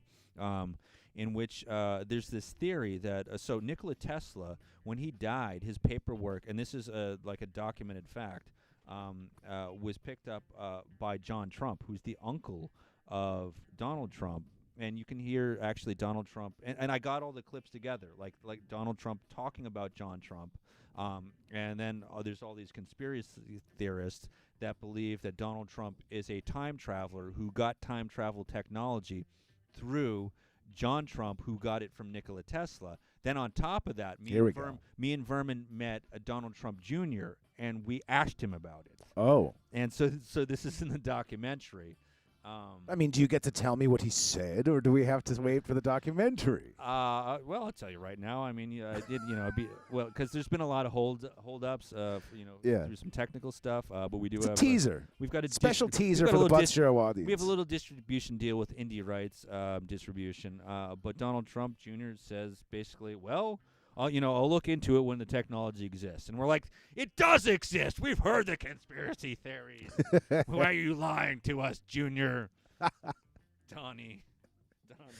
Oh, my God. See, now this, my even bigger fear than 4 more years of Trump is like is 4 years of Don Jr. someday. Oh, yeah. You know what I'm saying? They're pushing it. Or like it. Eric or whoever gets to be the one, because they thought it would be Jeb, but then it turned into George W. Right, so there's no reason why everyone thinks it's going to be Don Jr., but then all of a sudden Eric comes along, or the other way around, because I don't know which one seems more competent to you. They both seem like a couple assholes. This was the title of the book that I wrote about the experience, which I'm working with a couple folks to try to get out to a publisher. Was Maggots, how I defeated the Bush Empire and accidentally gave you Donald Trump. And so I mean, obviously it's a silly thing, but I kind of detail the early interactions with Jeb Bush, and point out that it was him latching onto this beflowered hippie, that showed that he was not tough enough for.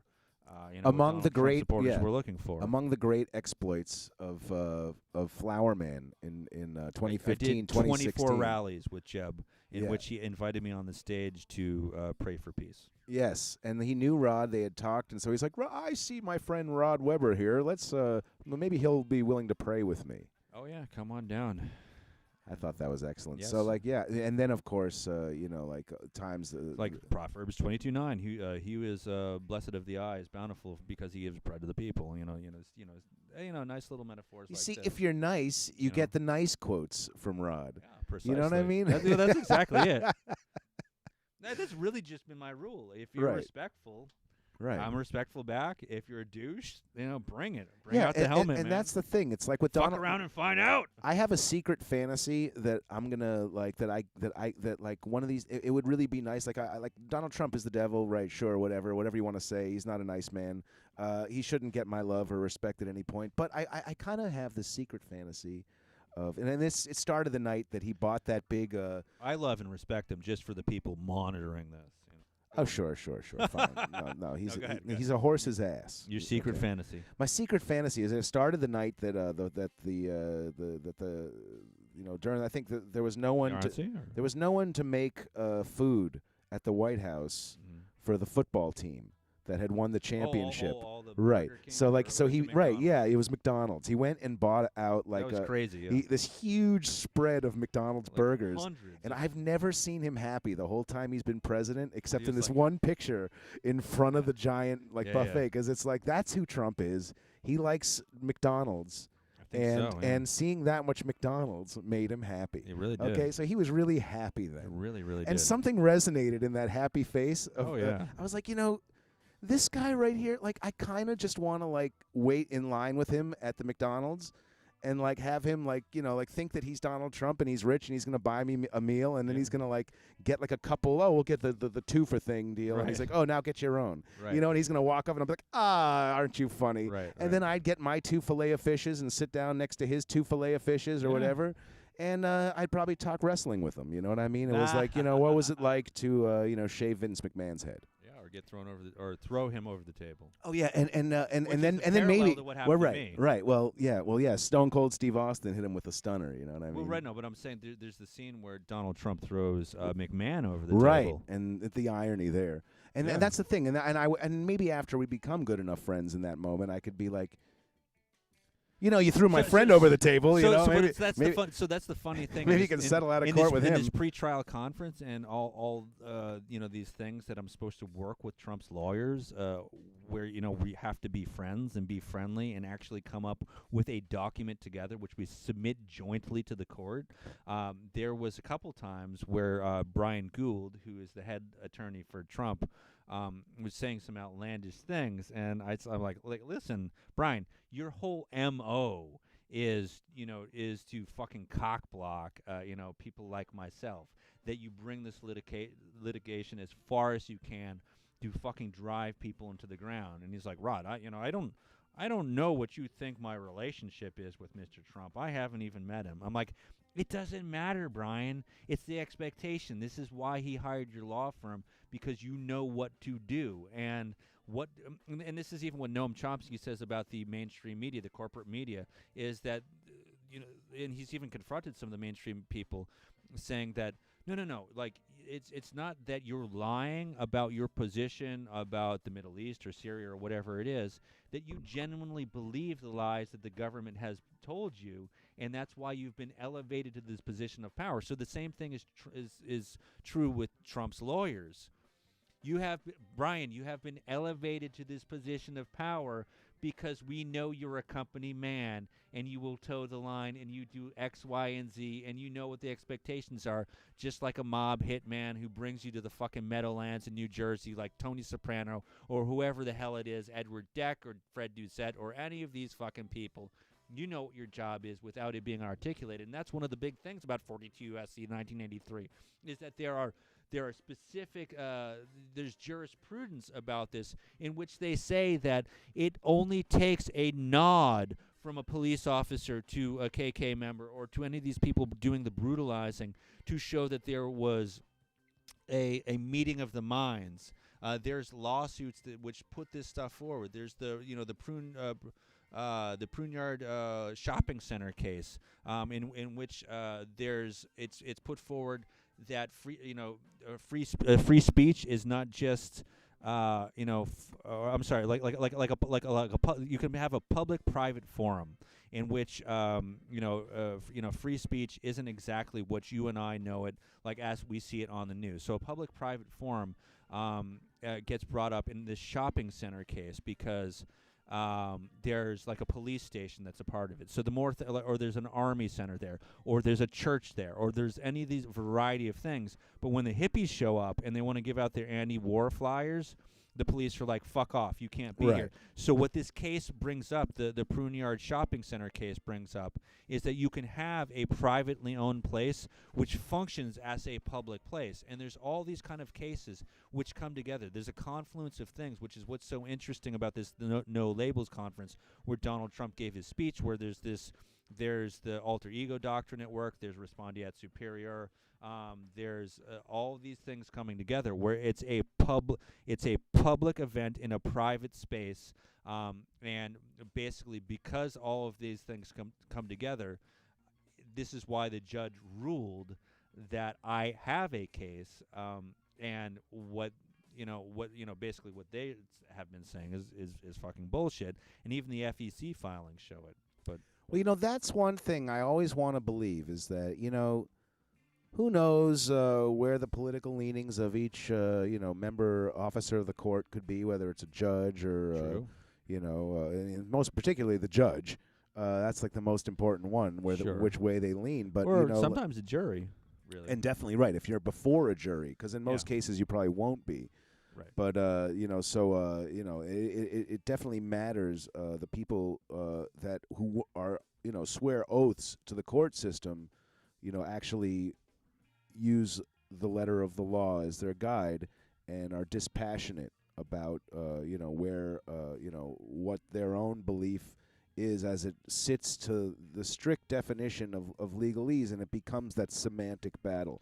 There's no strict definition. Laws are not laws. Well, laws right. are how judges and juries rule upon laws. It's this is exactly how it's always been. It's like I know from my upbringing as Jewish. I know that like from like the way the Talmud scholars and Torah scholars are always just the whole gig is just reinterpreting the text. It's a Socratic method to question everything. Yeah, exactly. The whole thing is we have, this is what we live our lives by. Now, did they mean this, or did they mean this when they said this? Because you can interpret it a million different ways. That's one of the things that I mentioned Lauren Pespisa earlier, and she's actually come out to a bunch of these things. One of the great things that she said in the Hacker Wars, which was the documentary about Occupy and Anonymous, which I think came out in like 2012 or 2014. She says, the thing there's trolls who just do trolling for the sake of it, but then there's benevolent trolls, who do it for a greater good, which is in the tradition of the Socratic method to basically question everyone to the point that they fucking go nuts, and as a result, you reveal what their true self is, and I mean that to me was, it was one of the fucking greatest little fucking quotes that I've heard. It's one of the things that I admire that she out of anything in that movie, she fucking nailed that one on the head. Right. And I think that's also why she comes out to these things and she can appreciate all that any of us are doing in this vein. Yeah, I caught her. I think it was the bootlicker rally.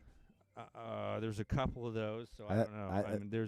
She was definitely at a couple. We're talking about bootlicking. So yeah, I saw that one. That was the one thing I saw you guys doing together, and I found that she got into the spirit of what you do quite well. She's all into it. She understood. Yeah, so that's good. Shout out to Lauren Pepisa. Yeah, Socratic method. Let's see. I'm starting to lose my wind a little bit. That's all good, But I think, honestly, it's just been great to get this going. I feel like I do want to give you a chance to close the book on 2020, bring us up to speed. So, it's basically the greater point. You've been out there at the front lines. I'm sure there's a million things we can talk about, and maybe we should really get into it down the road. But yes. Well, so I'll just do like the quick version is basically the stuff that I talked about was the New Hampshire primaries. It bangs forward to the South Carolina primaries, at which point they start talking about COVID. And by the time the South Carolina primaries are done, and this is the thing, no one was coming out to the Joe Biden rallies. Those numbers were non-existent. Well, there was no one who went to the Hillary rallies before. So there was that parallel with the Hillary rallies.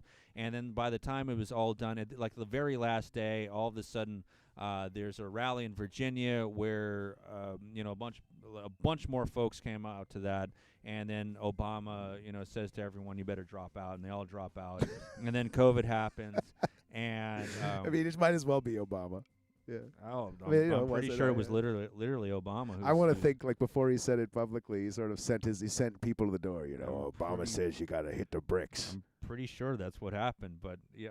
Obama says scram. It's Joe's town. See, pretty much. Yeah. Yes. He's my guy. I'm sending him in. And then I think there was about a month of everyone staying at home and trying to figure out what they were doing. And then George Floyd gets killed, and I go off to Minneapolis, and I saw among the things that I saw cops doing drive-by shootings in white cargo vans. They roll open the door, shooting munitions at us. I was in the middle of a drive-by shooting where people were just popping shit off. There was fires. Now these are cops in these things, and they're shooting rubber bullets. Is that how they do it? Drive-by rubber bullet shootings? I would say they're flashbangs, if I had to judge exactly what in this particular case. But still, that's pretty fucking dangerous. And in that particular, terrifying. So everything was on fire for blocks and blocks and blocks. As far as the eye could see. And so you would see people, putting accelerant in the doorways of stuff, and then throwing fireworks at it, and it would go up. And there were times where I'm filming, and they knew I was filming, and they would come in front of me so that their arson would be on camera. And kind of the rule of thumb was you don't film anyone's face, otherwise you're going to get your head kicked in. And so you just kind of keep the camera doing what it's doing. But at one point I saw that like this guy had a torch and he's running across the street, and there was an idea of ethical arsonist. There was a philosophy behind what they were doing, and that they would only torch like big businesses that were about capitalism. If there was an apartment building or someone's home that was absolutely fucking off limits. And so I saw what they were doing, and I'm like, there's fucking apartment buildings, like there's an apartment complex above the business where the windows are all smashed. And so I ran over and I'm like, dude, all right, I'm live streaming, but it's down. I'm not pointing at your face. I'm not trying to call you out.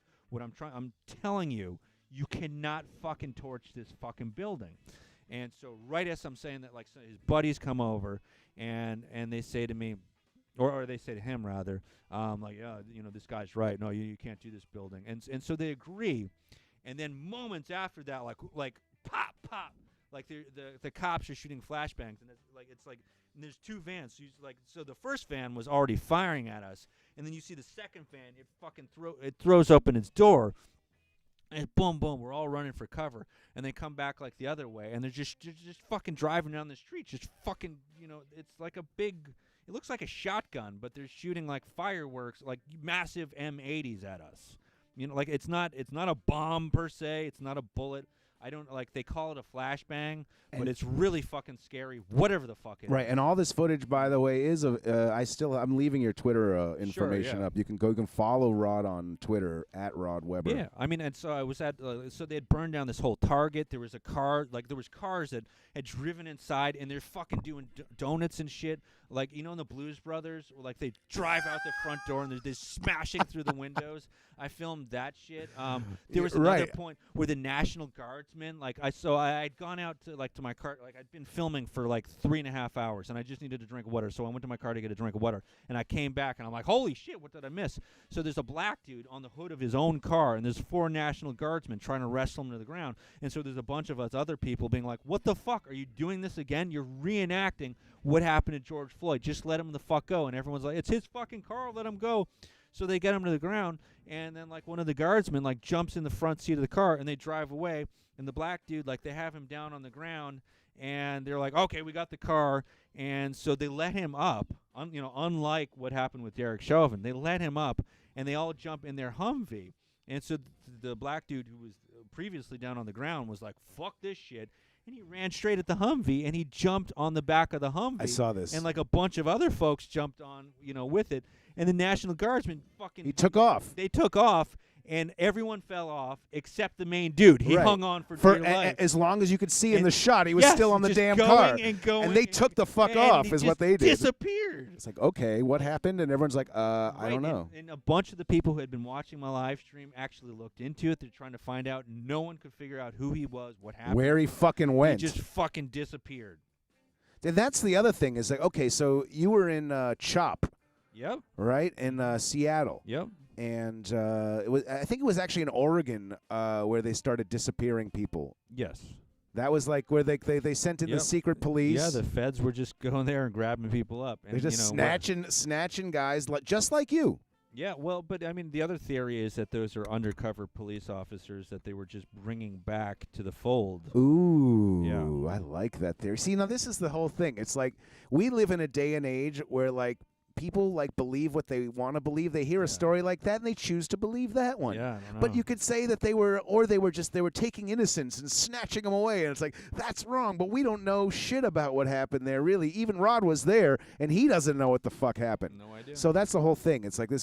And when I tell people who quote me one thing about, it's like, well, it says that this is bad for you, and this is bad for you, and this is bad for you. Well, something else says that other things are bad for you, and those are good. Yeah. So I mean, it's like we live in that world where where truth is so you have to determine it for yourself. Well, essentially. that's the thing. I mean, with Portland, it's the same thing day in and day out, and I think they're on about day 90 right now. Yeah. And I basically headed out there, as soon as I saw that the feds came, and so it's nice and peaceful in the daytime. There's people walking around. In fact, the live stream that Fox News and Andy No stole from me was just I was doing what I call a walk around, where I wanted to show people, listen, it's fucking goddamn peaceful for 12, 16 hours of the day.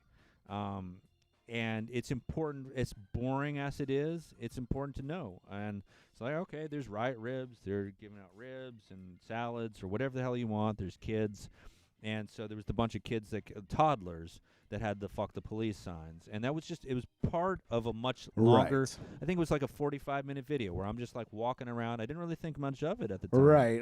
The little And- kid walks by, and what does your sign say? Fuck the police. Yeah, fuck the Hey, police. it's a little and moment. So, like Andy Nost, used the sock bucket puppet account to, steal that, which Laura Ingraham used for Ingraham Angle, and which they could have argued that it was fair use. I'd still say. Well, the since funny they- thing is you actually, I think they did reach out to you at first Right. and try to access it. and that's how they And how, acknowledged. how did you respond to them? I said fuck Fox News. Yes. He's like, can I use can Fox News use your clip rod? We'll pay you for it. Was No, it they nice didn't. that- No, they didn't. they even didn't offer to pay? No, they didn't even offer to pay. Oh, these assholes. So I mean, so that was So he said, fuck Fox News. So I then love when that. they broadcasted it, it showed that they were already aware that it was mine, but that they stripped my watermark off of it and then gave Ooh. credence to someone called Brittany31, which is Andy No's sock puppet account. Right. So Brittany 31. right, and Brittany. yeah, Yeah. so.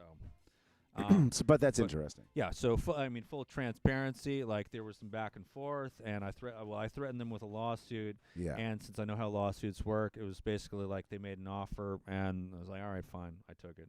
Yeah. I don't think I'm gonna. I still haven't seen it yet, but it's $5,000, so we'll see if that comes to fruition. Yeah. But, I also want to point out that Rod does all of these things, and he basically yeah. In the meantime, I'm broke. right. In the meantime, They stole my phone at this rally.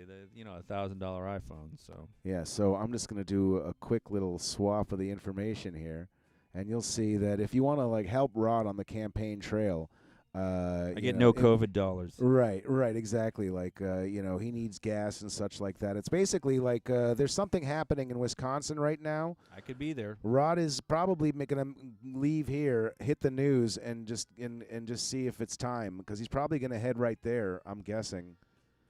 It comes down to whether I can get a plane ticket. Really at the end of the day, I end up going to these things because people start bugging me and they're like, "Are you going?" Right. I'm like, well, I guess. no, it's really, I'm no, it's kidding. it's honestly it comes down. I'm like, I'm broke. If people start chipping in, then Right. sure.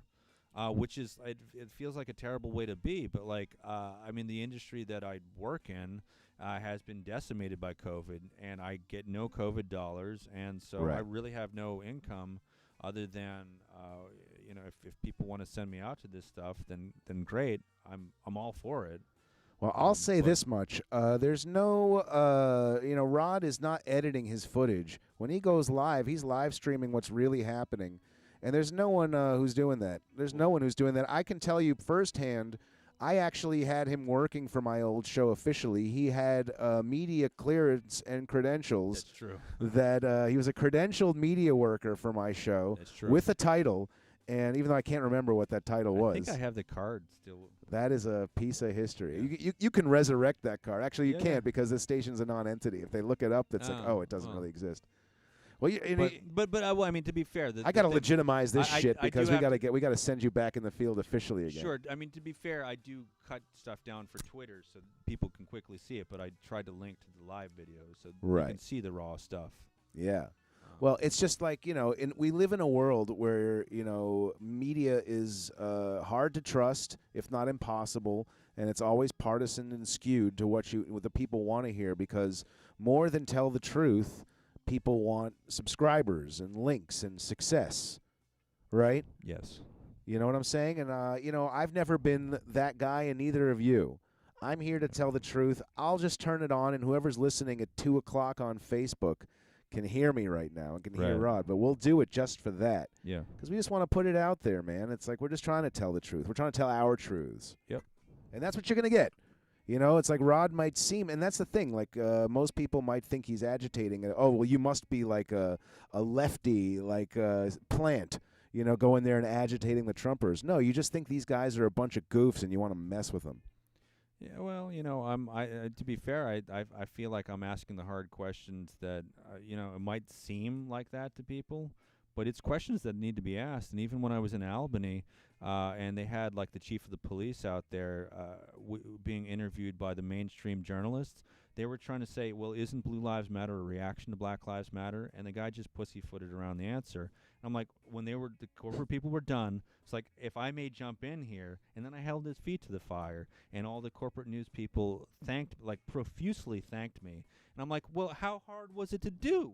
Just fucking hold his feet to the fire. Yeah, and that's the thing, and then the reason why, like, I'm always so quick to have you on, and the reason why I did this show tonight was because, I'd found out that you were in the neighborhood, and I just wanted to stop by and just thank you, essentially, for your service. Honestly, the reason why I invited you over here was not to do this show. I just simply wanted to say I've been seeing you. We're just hanging out. Yeah, I've been seeing what you're doing, and I just wanted to see you in person, just give you like a moment where you could relax and just enjoy the company of a buddy before you go out into another war zone. Yeah, sure. Right? So it's like, the thing that I like to say, and the reason why that the second I saw what you were doing, I wanted to say that by having you on my show, it's me saying that I not only do I support what you do, I think it's essential because honestly, it's like put up or shut up. There's a term now, social justice warrior. There's a lot of social media justice warriors. Sure. And people like to talk about it, but the one thing that all these people should be doing, and a lot of them, okay, to their credit, a lot of people are going out to protest now more than ever, and it's become a part of things. But even so, it's like what Rod does is he rolls up his sleeves and he gets right into it. And if everyone did more, if there were more people doing what Rod was doing, there would be more change in this world. There would be more, or different things would be happening. Right.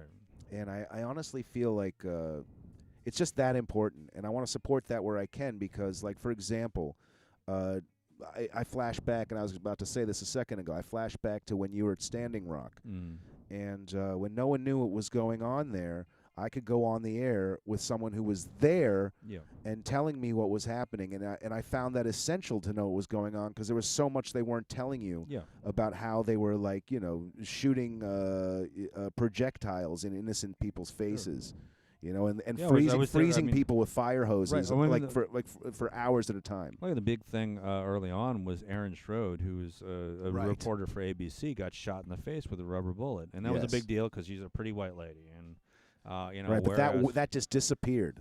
Well, yeah, I mean, because there were so many other crazy things that happened as well, but the fact that any of it was happening was abhorrent, and I mean, really, the local papers were taking their cues from what the police told them to say, and then the bigger corporate news took their cues from what the local papers wrote.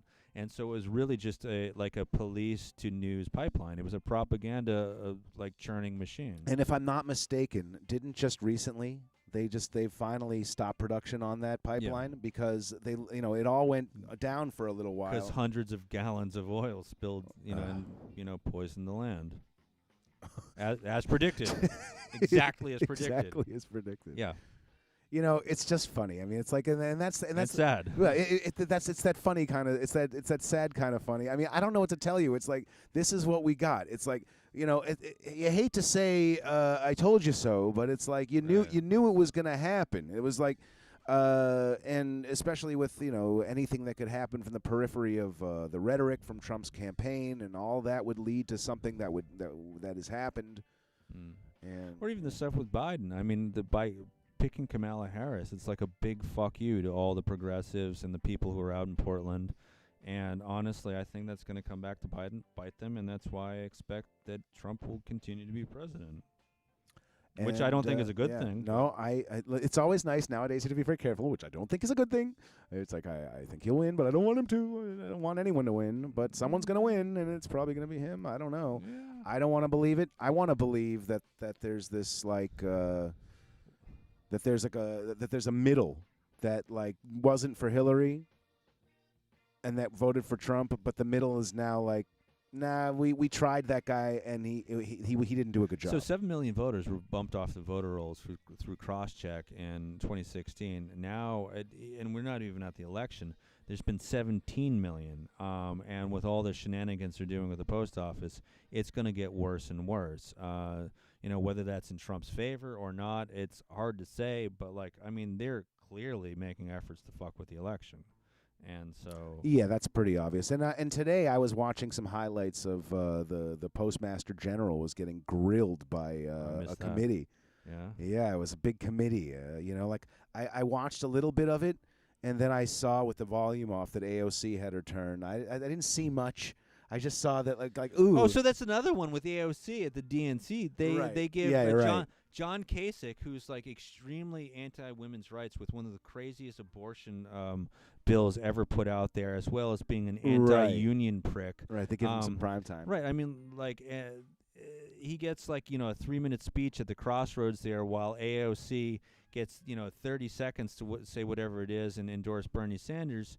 And what that says to me is the DNC is in favor of getting rid of women's rights and having them incubate fucking half-human, half-pig embryos at the bequest of John Kasich to do whatever fucking shit he's doing. I'm gonna say this, and that's what it normally says. That's what it normally says to me right now. Yeah, that's what it normally would say. But I want to believe that right now we have to put all of that away and say, oh, just ignore it. Well, listen, he's making women incubate half-human, half-pigs. No.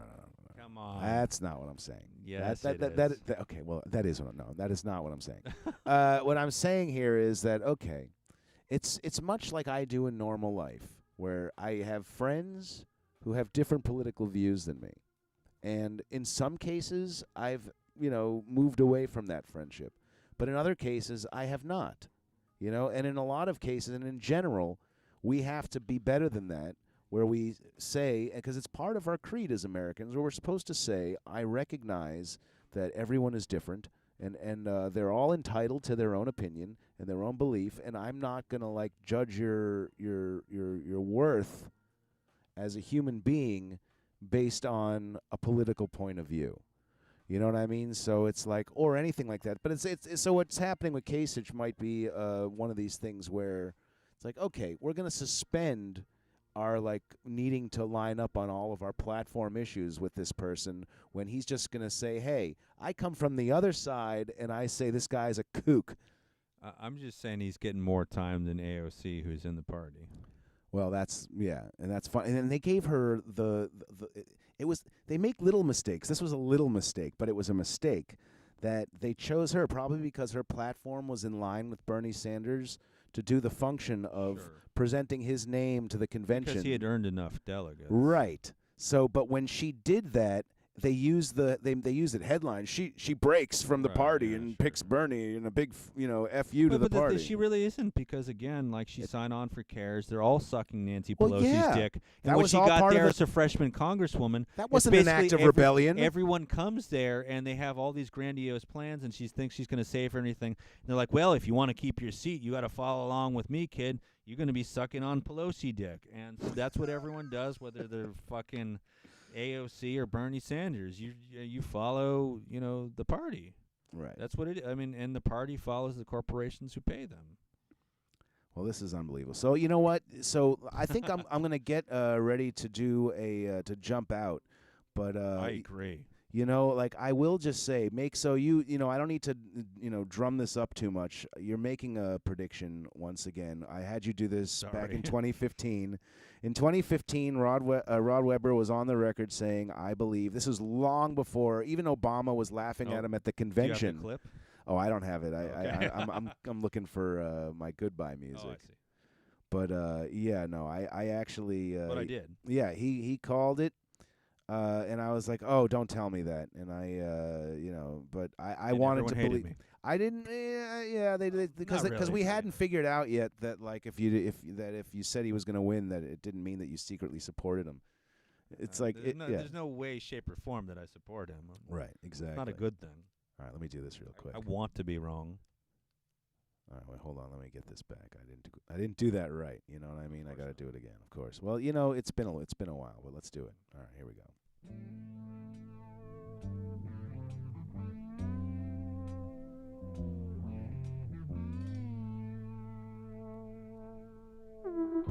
Well, ladies and gentlemen, yes, We have indeed arrived at the end of the show for today.